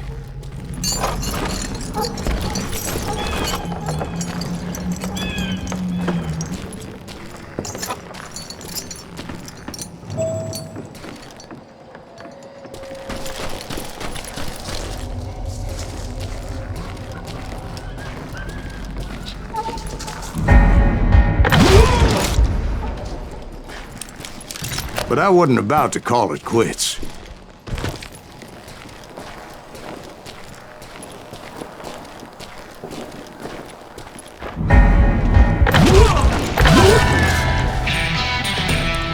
Even though the ghosts of my dead brothers were begging me to end what I started so long ago.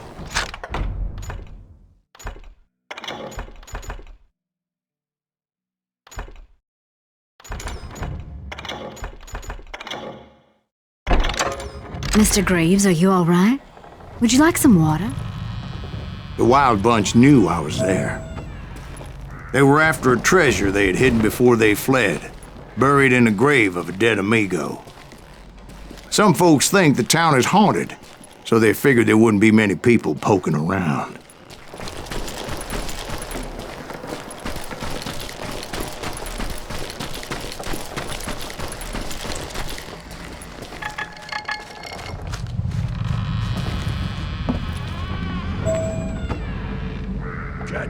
I intended to fill that grave with Bob Bryant's corpse. But like I said, the bandits knew I was on to them.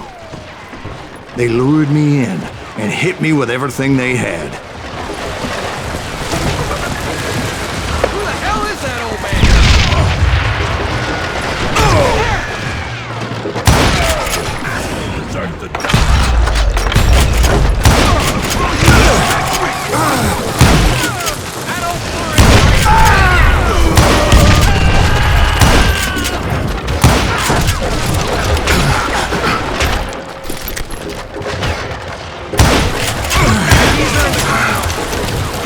You obviously prevailed since you're sitting here telling us the tale. Actually, in that moment, I did not prevail. So I suppose we're talking to a ghost. Funny you should put it like that, Jack.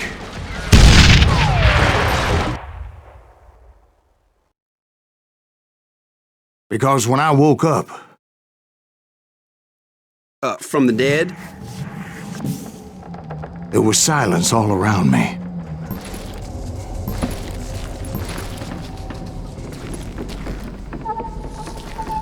I could swear to God I saw Billy then. Billy who? Billy the kid. William Bonney. He was shooting at me from a rooftop.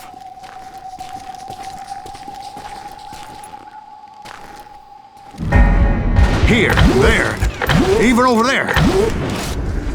So I am right. You are touched in the head. Mr. Graves, perhaps we should switch you to coffee? You see that old Indian again, too? No, but I did see Billy's killer, Patrick Floyd Garrett. He came at me guns a-blazing.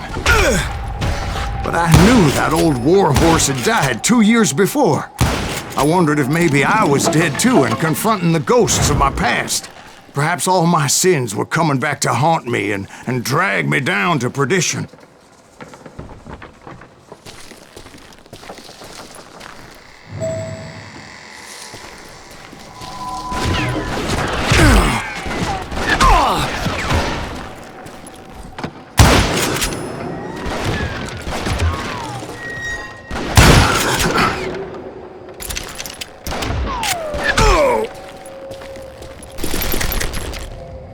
I saw Henry Plummer throw dynamite at me.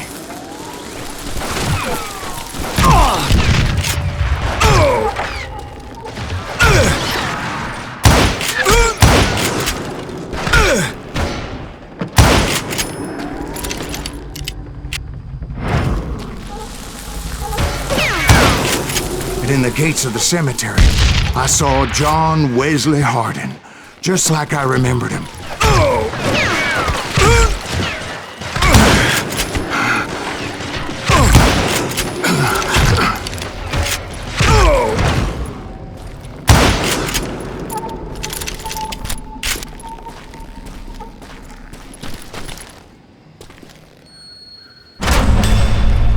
Robert Ollinger appeared with his terrible double-barrel shotgun. But no ghost army was stopping me. My father-in-law got hit with a fallen branch. He spent the rest of his life talking to dogs.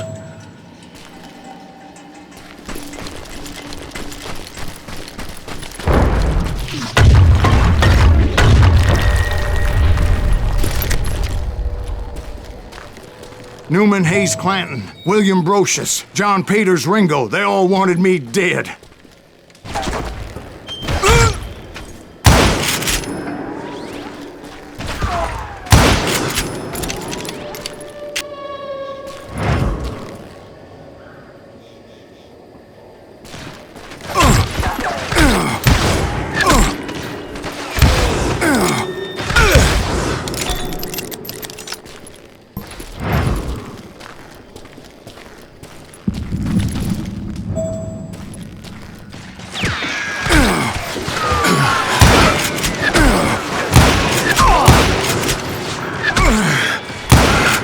The Dalton brothers, Robert and Grattan, guardians of the Garden of the Dead.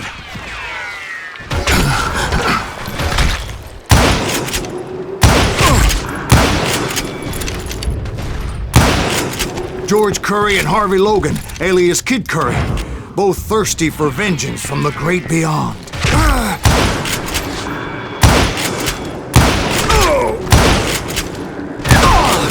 Jesse, Woodson, James, and Jim Reed. Each one deader than the next. I thought I would go crazy.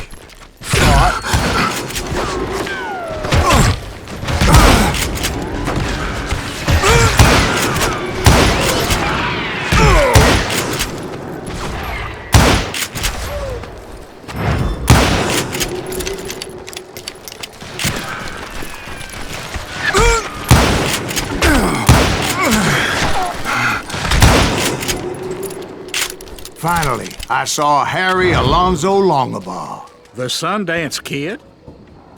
Like a general leading his legion of the dead. You told us before that you'd see him alive. He was alive.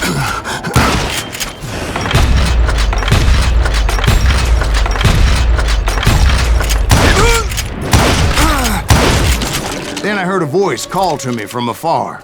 It was Robert Leroy Parker, a.k.a. Butch Cassidy, coming at me from out of the fog. Thanks for taking care of that bastard.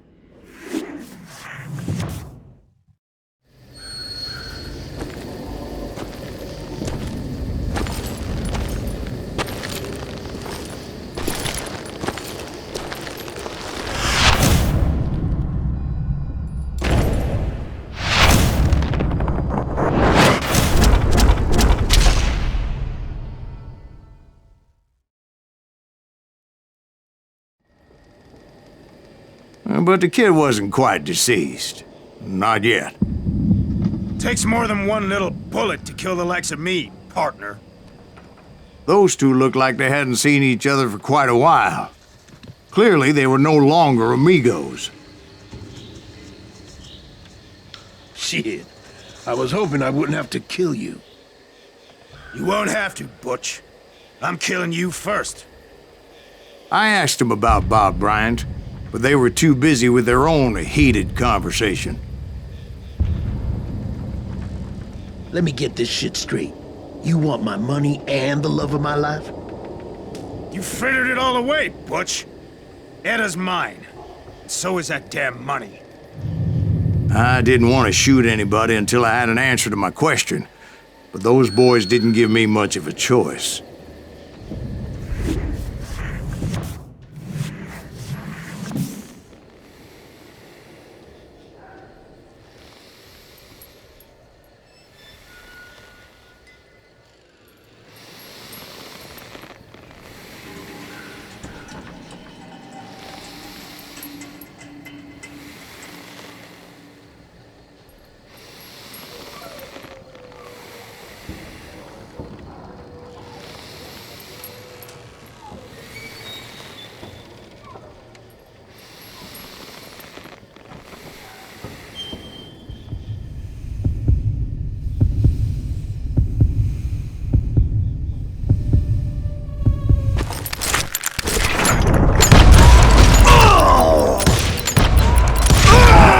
Butch Cassidy and the Sundance Kid died there in that cemetery not 6 months ago.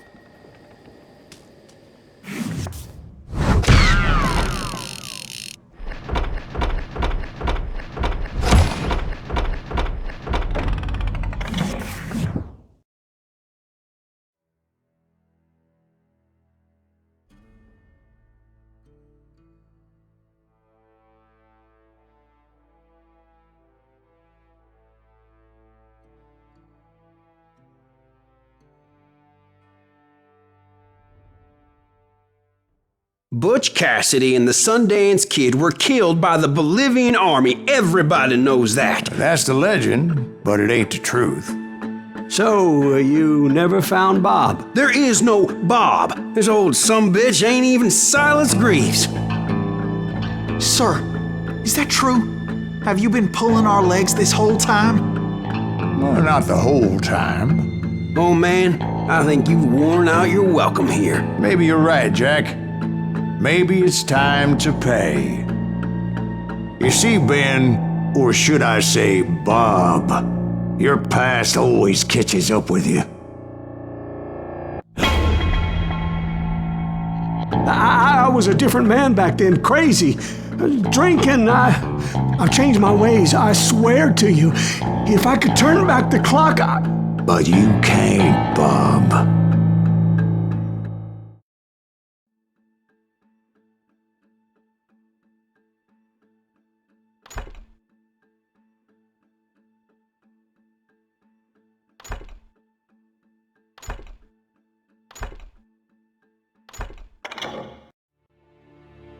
Why'd you toy with me like that? Telling those tales, knowing all along. Why not just lay your cards on the table? Wanted to suss you out, Bob. See what kind of man you turned out to be. Maybe prod you into drawing on me. See, all those years on your trail turned me into a killer. Can't even remember who I was before you tried to murder me. You, on the other hand, walked that very same path in exactly the opposite direction. What do you mean by that? You think your life is worth sparing, Bob? Boy, what's your name again? It's Eisenhower, sir. Dwight Eisenhower. What do you plan to do with your life, Dwight Eisenhower? Tomorrow I'll be leaving for West Point, sir. So, you want to be a soldier? Well, then do it right, son. Don't tear down the world out of anger and spite like I did. You build it up. You do something decent with your life. You hear me? Sir? Yes, sir.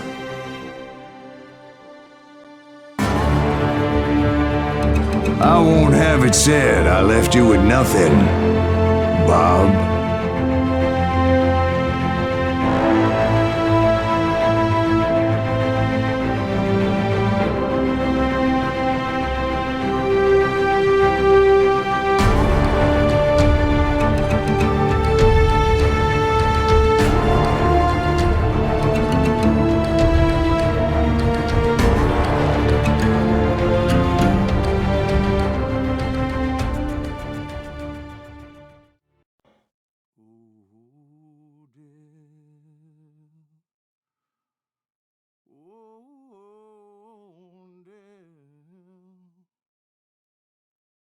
Won't you spare me over till another year?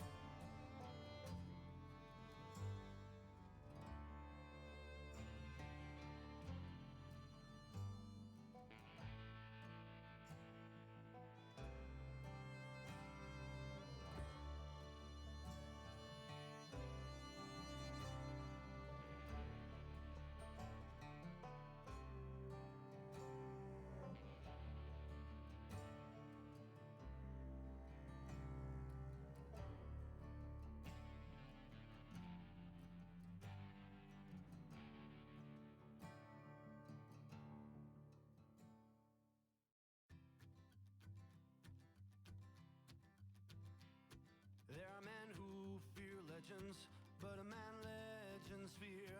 He's a four-hosted reaper, crying bullets for tears.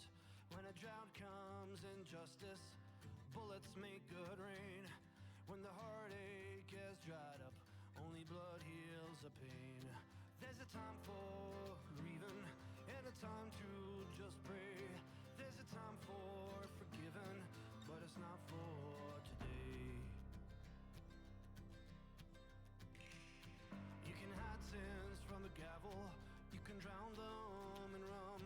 When silence grease finds you, there's nowhere to run. And time goes too slowly for the gunslinger's eye. Till he's buried his promise, there's no time to cry. There's a time for grieving and a time to just pray. There's a time for forgiving, but it's not for today. There's a time for grieving and a time to just pray. When silence grease finds you, it's a time you must pay. That's a time you must pay.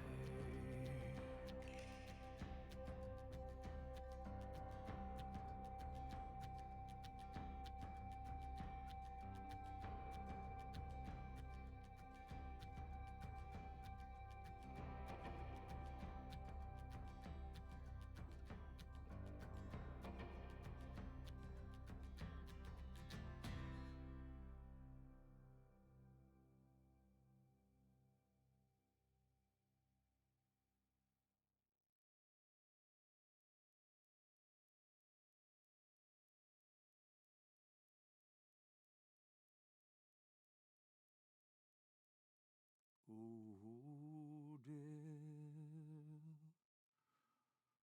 Oh, dear. Won't you spare me over till another year?